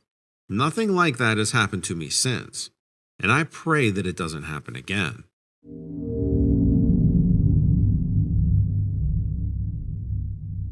I never believed in weird or strange stories before. I'd always say that people were making it up or something. That was until something weird happened to me. That changed my life. Now I can't help but to think there's some truth in everything people encounter. Details might not be clear, whatever, but it doesn't mean it didn't actually happen.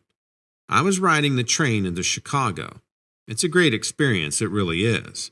And it shows you how people used to travel back before the invention of cars. People make fun of me for how much longer it takes, but it's just the experience of it. There's always a few interesting people in the train as well. I spent many hours drawing the different people sitting on the train. It's a great exercise for anyone who's into the arts, and great practice drawing people in motion, learning anatomy. I also like to look out the window at the different stops the train makes. During one of these stops, I was looking out the window, kind of daydreaming and not really paying attention to anything. Something or someone moved and caught my eye, and I turned my head to see this girl. She was alone. No one was standing around her. Her back was turned to me with this long blonde hair that almost reached the small of her back. I didn't really think anything of it, and the train eventually went on its way. I began doodling, not really drawing anything, just making shapes and scribbles. 2 stops later, I swear I see that same girl. Long blonde hair, arms wrapped around a book held to her chest, standing there alone. This time, she turns her head slowly and looks right at me. Her eyes are solid black, shiny, almost like precious stones. Her face was expressionless, and she just stared at me until the train started up again. I thought maybe I didn't get enough sleep. Maybe I saw it wrong, or I was just imagining it because I had been daydreaming on and off. Like when you get super bored sometimes, and you swear you saw something this way, or you picked up something from the store, but you actually didn't. I just kept telling myself that until we made the next stop. She was there again. This time people were walking past her, but it seemed like they didn't notice she was there. She looked right at me, eyes big and black, but it almost seemed like she was looking through me. This time, she got on the train. I panicked a little, dropping my pencil, my hand shaking a little. I bent down to get my pencil from the floor, then just waited. Something told me she would end up in my train car. I sat in my seat waiting, sweating, my hands shaking every time I tried to draw. I looked around from time to time, but I didn't see the girl. I just stared out the window, trying to take my mind off what I had seen. I started to calm myself down a bit. An hour went by without me really noticing. I don't know why, but I began to look around at the people sitting around me. Far off at the opposite end from where I was sitting, I saw the top of a blonde head. The hair looked like it was straight. It looked like it could be that girl that I had seen at the other stops with the black eyes. I closed my sketchbook. I slid the pen into the metal rings that bound it and just started tapping my foot. Panic began to swell up inside me. Looking out the window wasn't working anymore, so I got up to find the restroom. When I walked back to my seat, she wasn't there anymore. The blonde head wasn't in the seat that I saw her in. I sat back down in my own seat and kept looking over from time to time. A half an hour went by and she didn't return. Then an hour. She still wasn't in that seat. Was my mind playing tricks on me? Was she even really there at all? Time seemed to fly by. Eventually, we made our way into Chicago. When I got up from my seat, I could have sworn someone touched my hair. I looked around, but there was no one near me enough to do that. I kept my eyes open as we got off the train, and as I made my way through the station, I called an Uber to bring me to my friend's house in Canaryville. I didn't have to wait long for the Uber, but I kept looking around trying to see that girl again. The Uber driver made small talk. He was a nice enough guy, but I just wanted to get to my friend's house as fast as possible. I still couldn't wrap my head around what had happened on that train. I looked out the window as Chicago passed by, taking in the city and the people. We get to my friend's and I pay the Uber. I get out of the car and I feel this cold chill run down my spine. I turn around and there she is across the street, her black eyes staring straight at me, and her blonde hair blowing in the wind. I run up to my friend's door and knock as fast as I can. He pulls it open. I almost jump inside his house. I point across the street and tell him what happened on the train. He starts laughing, but he looks across the street, and his face turns white. He sees her standing there. His mouth almost drops to the floor. She turns her head and nods towards us, then just disappears when a car drives by. We both lose it, and we go out of the house looking around for her. The neighbors are looking at us like we're insane. My friend goes and asks if anyone saw the girl standing across the street.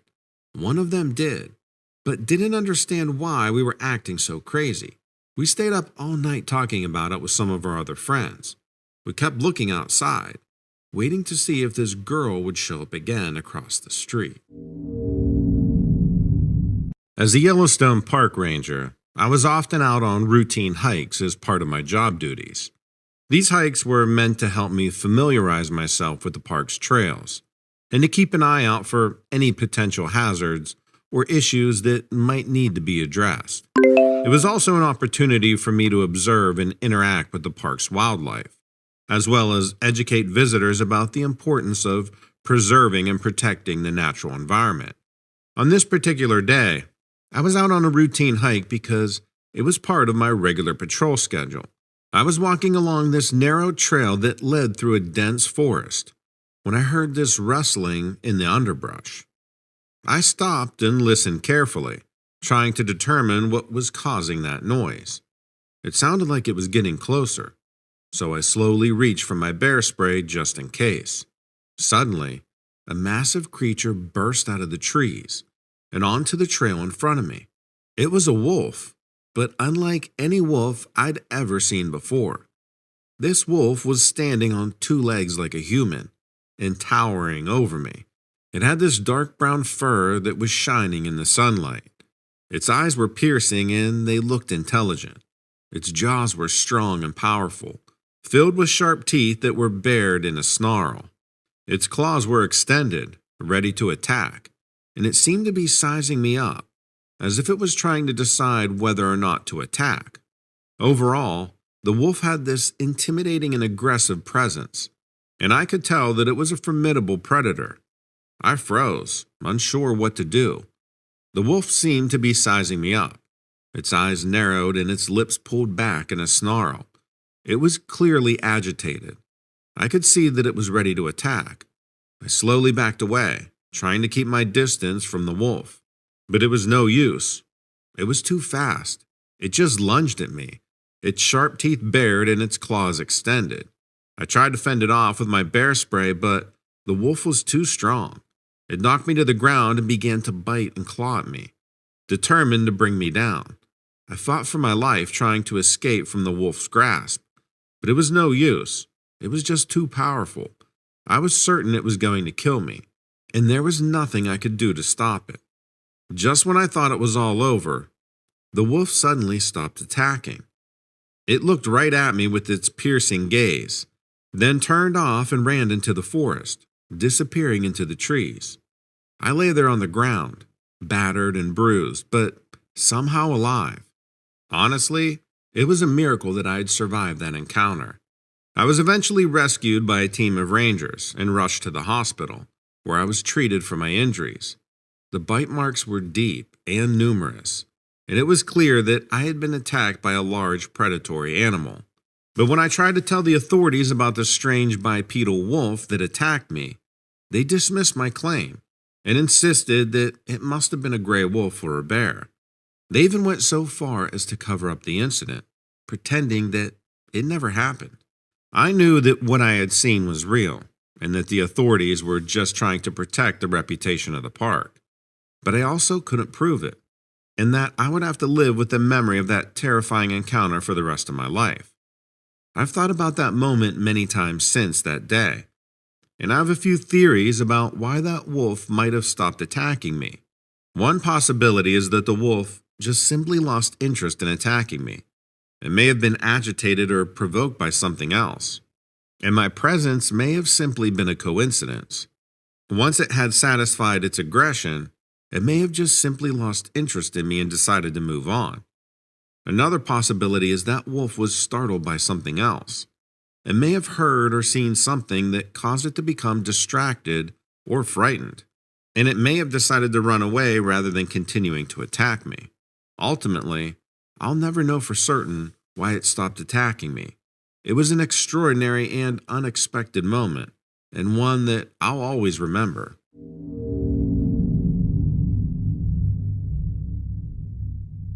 Hi, Donovan. I'm very excited to be writing in as a fifth-generation rancher. who is also a fifth-generation skinwalker witness. My family is ranched out of New Mexico, and I've got 5 skinwalker sightings to tell you about. In 2020, I was moving cattle from New Mexico to Texas after selling part of my herd. I had one cow that was just refusing to be caught, so I went with an unconventional method of catching her. I decided to wait till she was asleep and sneak up on her with a rope. It was a little past midnight on August 4th, and I was heading out into the pasture on my ATV hunting her down. I found her asleep and standing up near the watering hole, so I parked the ATV so I could walk up on her with less noise. Just as I was getting close, though, I heard something pounding in the dirt behind me. I turned and looked, and there it was. I could only really see it by the light of the moon, but it looked like a human, twisted around walking on all fours with its knees pointed backwards. It looked at me with these glowing eyes, and I jumped back, startled at the sight. I took off on foot back to my four-wheeler. I figured I'd find another way to catch the old cow. I wasn't going to spend another minute out there with that thing. The whole way out of the pasture, I could see it in my peripherals running alongside me. Fortunately, I finally did manage to get away. But when we went out after the cow the next morning, she'd been just about picked clean. All that was left were her bones, laid out bleaching in the summer sun. My mom saw the same thing on the property back in 1979. She had retired from barrel racing in the rodeo, but still enjoyed working horses, and was out running one she just broke through that same field one evening when the skinwalker chased her. Just like with me, she said it looked like a twisted human with glowing yellow eyes. She and Dad divorced not long after that, because she wanted to sell the land and leave, but he refused.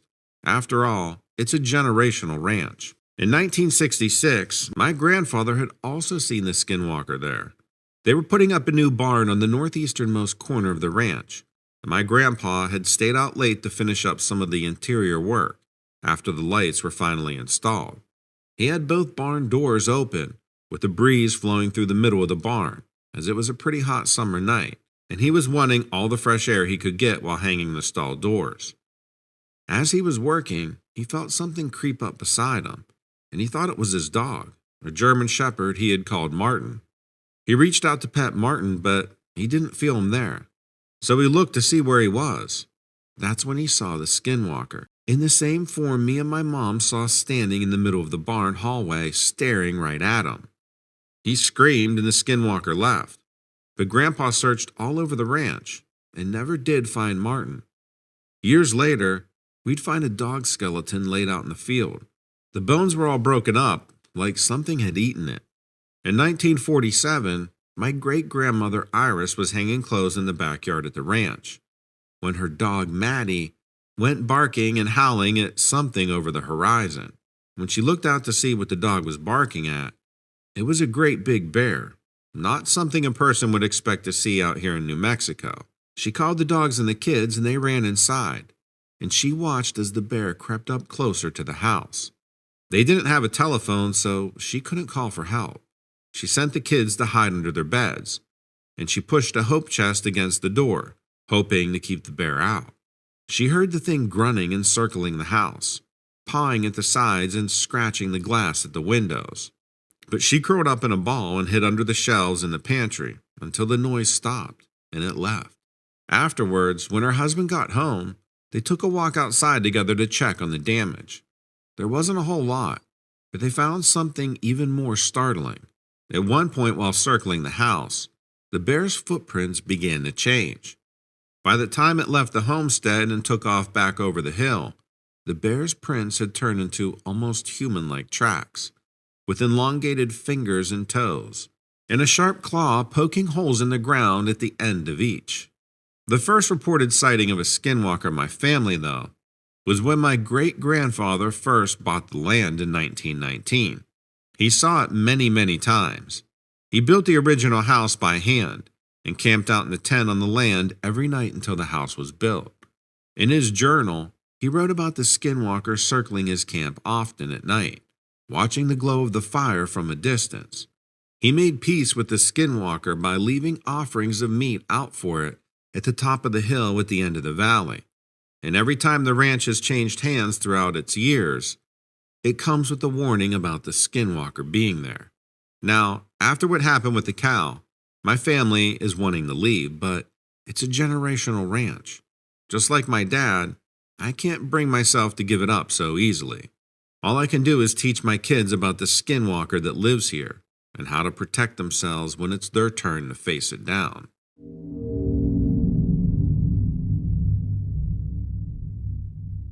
I never used to believe that our dreams meant anything. I always thought people who kept dream diaries or who tried to apply hidden meanings to them were a bit on the crazy side. But I'm not sure how I feel anymore. About 10 years ago, my family was going through a personal crisis. I was about 25 at the time, and my younger brother was utterly possessed by drug addiction. He had been arrested a few times and even stole from my parents and from other family members. My mother refused to kick him out of the house, but she made him attend this 60-day inpatient rehab in the city.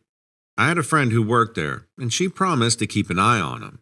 The first few weeks were great, and my brother started gaining weight and would even laugh and joke around with us when we went to visit on Sundays. There was still a lot of hurt to mend, but that could wait for the future. We were all feeling hopeful and just wanted my brother to be okay. Right around the third week my brother had been in rehab, I started having kind of a reoccurring dream. A man I have never met nor remember seeing would be walking down the street. He had shoulder-length curly brown hair and these green eyes behind a pair of thick-rimmed glasses. His mouth was always in sort of a semi-smile, but not a smirk, almost like he was completely content with wherever he was in the world. Even though he was only walking, I could never catch up to him. After a while, he would always turn and look at me, and then that's it. I would wake up every time he would look at me. Like I said, I didn't really buy into any of that spiritual stuff and just figured out he was some guy in a TV show I watched or that I just can't remember. After about a week of having these dreams, I got a call from my friend down at the rehab. She told me that in the middle of the night, my brother had signed himself out. He wasn't court-ordered, and my parents, against my advice, had left a little cash with him in case he needed toiletries or something. I had a good idea of where he was going: Kensington, North Philadelphia. It's an incredibly open-air market for what he wanted. I considered leaving him to his fate, but he was my brother, and despite how angry and hurt I was, I loved him, so I went looking for him. I had a picture of him, but I didn't really think it would be of any use. Still, I tried. I walked around for hours showing the pictures to passerbys and pretty much waiting to get beat up or robbed at any moment. I walked for hours and hours. It was getting late, and as desperate as I was, I knew that staying after dark would be guaranteed trouble. I started heading back towards the bus stop when I thought I recognized someone standing at the end of the street. It was the man from my dreams.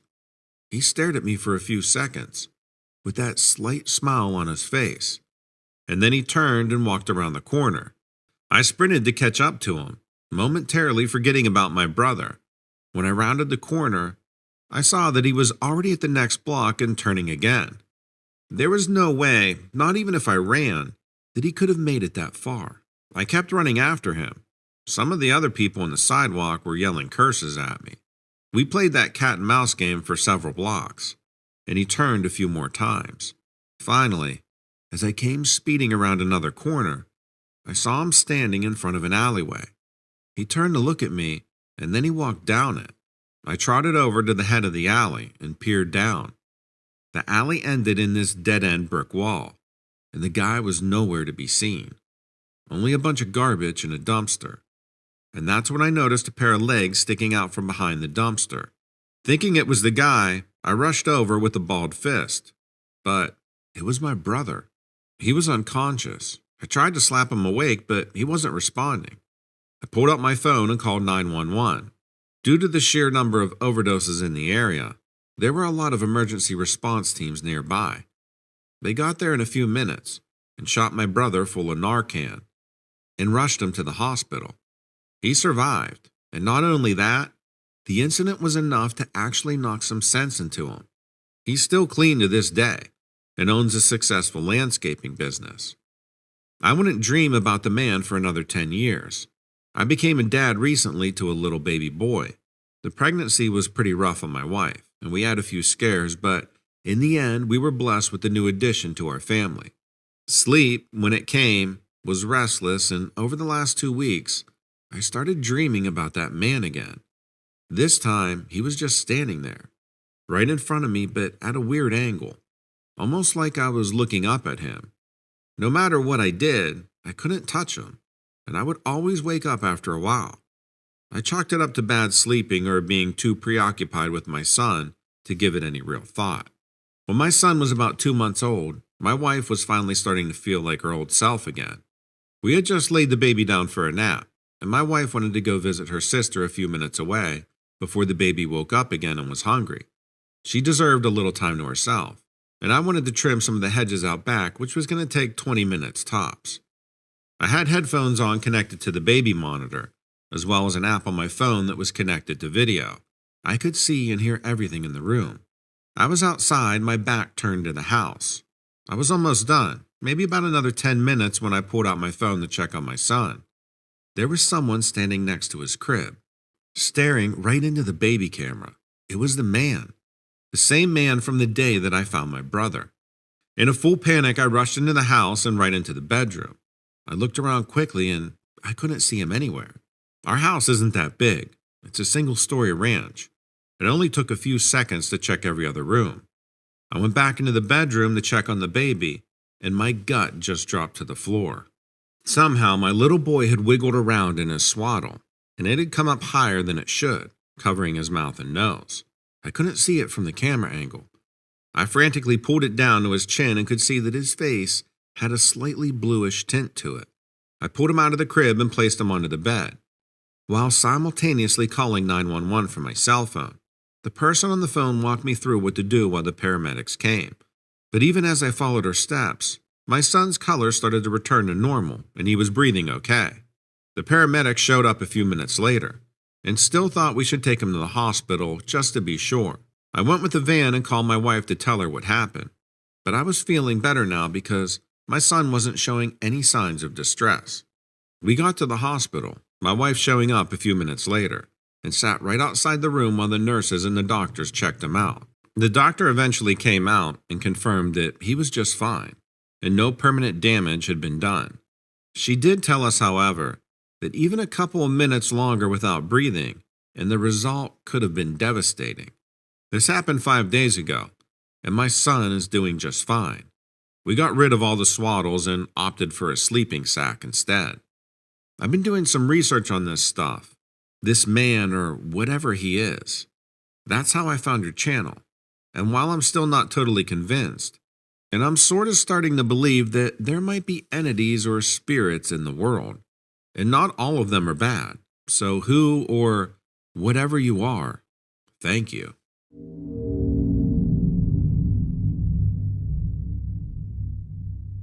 I've always been open to the strange and paranormal, but recently I had an experience that was so bizarre, there's no doubt in my mind that it was real. I live in Big Rapids, Michigan. I have this friend Steve who loves to scour the internet for supernatural and conspiracy stuff. One day he came to my house all excited about something that he found on Reddit. To me, that was already a red flag. He said there's been chatter about a supposedly abandoned underground military bunker in the Huron-Manistee National Forest. I never heard anything like that and just laughed at him, but he tried to talk me into checking it out.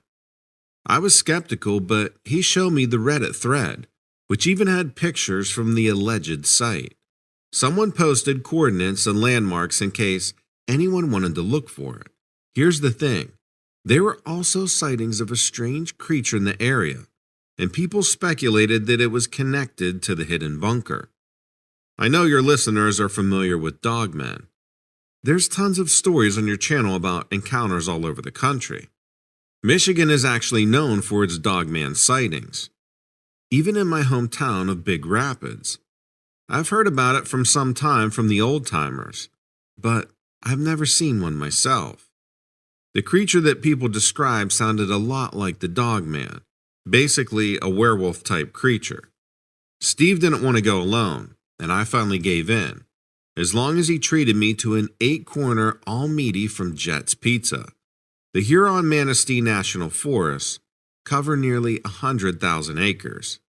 Steve followed a map, and the coordinates took us up a trail. But then we took a narrower trail and went deep into the woods. I had no idea where we were and began to worry. As we hiked, we heard rustling sounds nearby. I was a little concerned because there's bobcats and bears in the forest, and I'm pretty sure we weren't on any kind of official trail. I swore I smelled something too, like rotting meat and sulfur. It didn't bother Steve, so I kept my mouth shut. Then we heard something else. I don't know exactly what it was, but it sounded like a hyena, which would be crazy. It was fairly close, too. I said we should head back and that this was just a wild goose chase, but Steve insisted we were close and even pointed to a large white pine with carvings in the trunk that he was sure the Redditors mentioned. We finally came upon a small hill that housed a concrete door buried under a bunch of foliage. I couldn't believe it, and Steve had no qualms about rubbing it in my face. Still, I was worried about whatever animal made those weird sounds. Steve was only focused on one thing as he pulled open the door and went inside. I reluctantly followed. We used the flashlights on our phones to look around. It was mostly empty, except for some old beer cans. From the outside, you wouldn't be able to tell how big the place was. But as we went further, I realized it was a sprawling complex. There were several rooms, some with old dusty tables and cabinets and gurneys. It looked like a medical or a research facility. Steve took a lot of pictures. It's clear it hadn't been used in decades, but I couldn't understand how this place stayed a secret all these years. Steve said the Redditors thought the military did some kind of secret experiments during World War II. I would have laughed before, but at that point, I thought anything was possible. He was intent on finding something that would prove those theories. But outside of some old rusted equipment, there was nothing. I was hesitant to go any further, as the place was a large labyrinth. Steve made fun of me, but then we heard noises somewhere up ahead. It was the sound of clattering metal, like someone was knocking things over.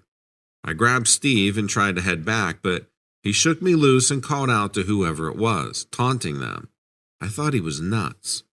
Then we heard it, that hyena sound echoing in the concrete maze. It grew louder, and for the first time that day, Steve gave pause. That's when we saw it.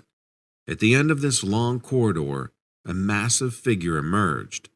The flashlight wasn't strong enough to get a good look, but it was definitely an animal, prowling on all fours. It was huge, with stringy black fur and this wolf-like face. Steve took a picture, and when it flashed, a hyena laugh erupted from its throat as it stood up on its hind legs.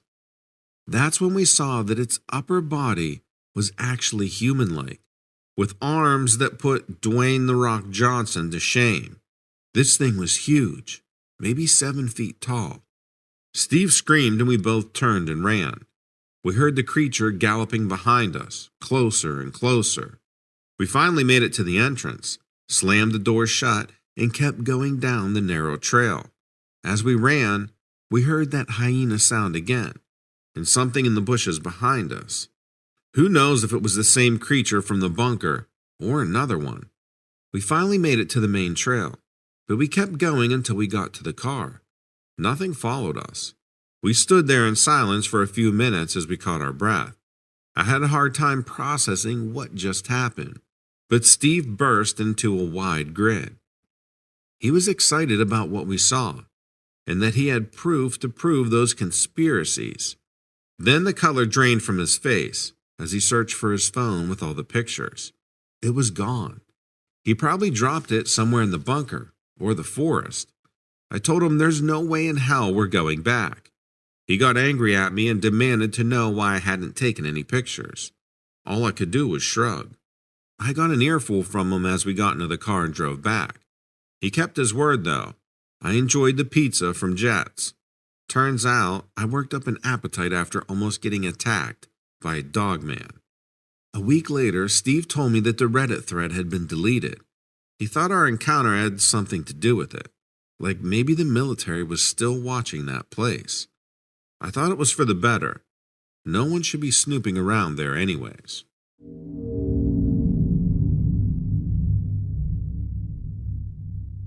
I grew up around Point Pleasant. As a kid, the Mothman was ubiquitous. Everyone had a story. Relatives, neighbors, friends, brothers, roommates, you get the idea. Just hearing about it always gave me the chills. My parents divorced when I was young, and me and my mom eventually moved out of Point Pleasant. I was an only child and I'd spent summers with my dad. I loved him, but I didn't feel like I was that connected with him back then. He used to take me camping a lot. He was an outdoorsman and he loved introducing me to the beauty of nature. It was okay, but honestly, I would have rather watched movies or played video games. During one of our trips, I wandered from our site to gather wood for a fire. The sun had already gone down and it was getting pretty dark. I wandered a bit too far, and as I looked around, I didn't see my dad or our tent. That's when I heard this strange clicking sound coming from up in the trees. I looked up and froze, dropping the sticks in my hands. A shadowy figure was perched high in the branches, maybe about 20 feet up. Two glowing red eyes pierced the darkness, staring right at me. They were big and round, and I remember being held under their spell, like I was hypnotized or something. I was convinced it was the Mothman. The branches creaked as the creature stood up and spread its massive wings. It swooped down from the tree, shrieking. I ducked and covered my eyes and felt this gust of wind as it skimmed over me. I stayed curled up in a ball, screaming, until I felt my dad pick me up and hug me. I said it was the Mothman as I sobbed uncontrollably. He calmed me down and we walked back to our tent, where he cooked us dinner of hot dogs and canned beans. We ate in silence, and he could tell that I was still bothered by the experience. We heard an owl in the trees, and he said a lot of times owls are mistaken for the Mothman. He took out a flashlight and shined it around the trees, trying to find the owl. Sure enough, he caught it, and its eyes reflected this orange-red glow. The owl flew off after being identified, but I was sure the creature I saw was much bigger. I asked him what the Mothman was. He thought for a moment, then he said it was a force of nature that we just don't understand. But it shouldn't be feared. Instead, it should be revered and respected. I never heard of the Mothman described that way, and I asked him if he ever saw it himself. He paused thoughtfully, smiled, and shook his head no. Normally after dinner, we'd stargaze and my dad would point out the constellations, but I just went into the tent and tried to go to sleep. That night, I had a horrible dream with a vivid imagery of fire, broken glass, and twisted metal. At the time, I had no idea what it meant, but it was so real. I woke up screaming. Once again, my dad had to calm me down. When I told him about my dream, he gave me a strange look. We weren't scheduled to leave until the following afternoon, but I was so unnerved I begged him to go home early. My dad was a good sport and didn't complain. As we packed up our stuff, I felt guilty and apologized for ruining the trip. He reassured me that everything would be okay, and that we'd make up for it with a movie night. As soon as we got onto Route 62, I felt much better. The next day we were watching TV in the afternoon, and a breaking news story interrupted the program. Apparently there was a major pileup on Route 62 after a big rig overturned. Several cars were involved, and there were fatalities. It stopped traffic in both directions for hours. My dad commented that it happened on the same route that we took home.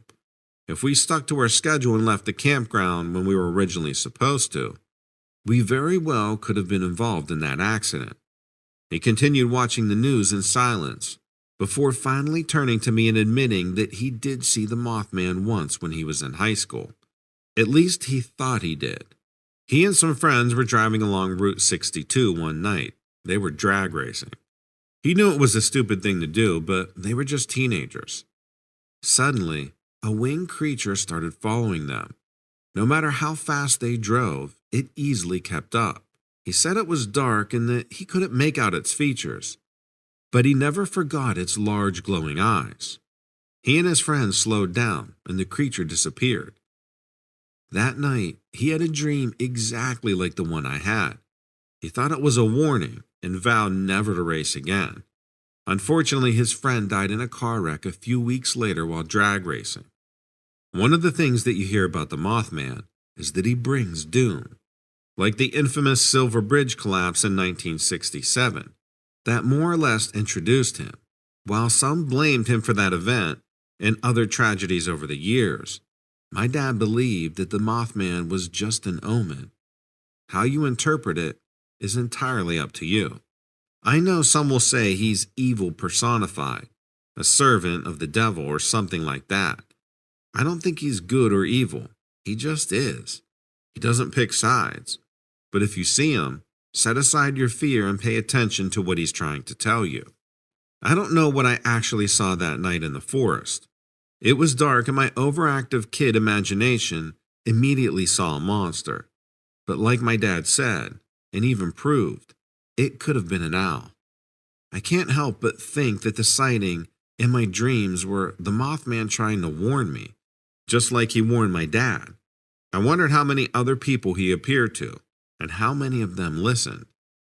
The relationship between me and my dad changed that summer. We became closer. I guess sharing bizarre experiences will do that. I haven't seen the Mothman since, but I haven't been afraid either. My dad is old now, and we don't go camping like we used to, but I cherish every moment with him. In some way, the Mothman taught me that. Life is fleeting, and never take it for granted.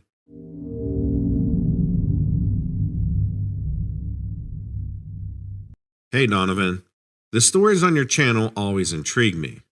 People have had some pretty crazy experiences. I'm especially drawn to the ones in our great country's national parks. In the vast wilderness, mountains, and deserts, there's bound to be things hidden that we're just unaware of. I can attest to this, and would like to share my story. I'm a ranger at the Porcupine Mountain Wilderness State Park, also known as the Porkies, off the shores of Lake Superior, Michigan. It was recently ranked the best state park in the country, even beating out parks in Hawaii. Its beauty is breathtaking. My favorite time of the year is fall, because of the fiery autumn colors. It's home to picturesque lakes and hiking trails and rivers and waterfalls, even an abandoned mine and a ghost town. In the winter, the skiing is incredible. It's the biggest state park in Michigan, and home to a lot of wildlife, such as black bears, white-tailed deers, timber wolves, and moose. But sometimes you hear stories of other more mysterious things that lurk in the Porkies. Believe it or not, Lake Superior has its very own resident lake monster, known as Pessie. And while I do have a story about that, I'll save it for another day. This story is about something else that resides in the woods. One summer, we received reports of vandalism at the abandoned copper mine in Ghost Town, which is in more of a remote area of the park. There's a trail to the falls that passes by many of the old mine ruins and abandoned shafts. These are fenced off with signs due to heavy safety and preservation concerns. I was sent to check it out and was surprised to see one of the mine shaft structures pretty badly damaged. The strange thing was, it looked like something burst out from the inside of the shaft with rocks and rubble scattered about. As I looked around, I made out what appeared to be large footprints in the dirt leading to the surrounding woods. Once in a while, we do get reports of Sasquatch sightings, but they always turn out to be nothing. At the time, I had trouble believing this could actually be a Sasquatch, but I took pictures of the prints and reported it to my supervisor. Against my better judgment, I followed the footprints to see where they went, but the further I went into the woods, the more obscure they became. I was able to make out some broken branches and other telltale signs of something lumbering through here. But then I caught a whiff of this horrible stench, like rotting meat. I kept going deeper into the woods and finally came across a carcass of a bear. It looked like it had been dead for only a few days. It was partially eaten, but what made me nervous was that the bear was torn apart with a ferocity that I had never seen before. I couldn't imagine what could possibly do that to a bear, but it had to be massive and powerful. I finally decided it was time to get out of there. As I hustled back to the main trail, I was assaulted by another pungent stench, even worse than the carcass. It was the overwhelming smell of urine, wet dog, and sulfur. Then I heard this strange whooping sound nearby. Just thinking about it as I write this sends chills up my spine. It didn't sound like any animal I was familiar with. Something about it was just so primal. I quickened my pace and finally got to the trail and the ruins. I stopped for a moment to catch my breath, but I was suddenly pelted with rocks, and it was coming from somewhere in the trees, but I couldn't see who or what was doing it. I heard that sound again, closer this time, and I took off as fast as I could. Whatever it was didn't seem to follow me, but it didn't stop until I got back to my truck. I raced to the ranger station and reported everything to my supervisor and showed him the pictures. He listened but didn't say a word, and I couldn't tell if he believed me or not. Together, we looked at trail cam footage in that area, and while we didn't see anything definitive, we did see a large figure covered in hair lurking in the foliage. It was too broad and humanoid to be a bear. My supervisor grabbed copies of the pictures from my phone, but then he told me to delete them immediately. I was confused, but he insisted I do it right in front of him. He was serious, and for my own job security, I did what I was told. He said not to tell anyone about it for the time being. The next day, he calls me into his office and reiterates that the DNT Parks and Recreation wanted to keep the situation quiet, as they didn't want to scare tourists and visitors unnecessarily. I reminded him of the mutilated bear carcass and said that it might actually be necessary after all. He just told me that it would be handled and we were to stay out of it. Camping areas and hiking trails around the falls, the Little Iron River, and Lost Creek were temporarily closed. I noticed some military vehicles driving into the area, with armed men dressed in camo. At first, I thought it was the National Guard, but there were no markings on the vehicles or their uniforms. I tried to follow them, but I was immediately stopped and told to stay away. A few days later, my supervisor informed me that the situation was resolved, whatever that meant, and the camping areas and hiking trails were reopened. I went back to the old mine ruins and was surprised to see that the destroyed mineshaft structure had been rebuilt, a bit haphazard, but close enough to the way it was before. The creature was never seen again. I don't know what happened to it, but I shudder to think what those armed men might have done. Who knows where it actually came from, but maybe it lived in the abandoned mines. I couldn't help but to think that maybe there were more of them down there, and that one day they could rise up again. That sounds crazy, I know. I kept a vigilant watch in that area ever since, but thankfully, we haven't had any issues. Not yet, at least.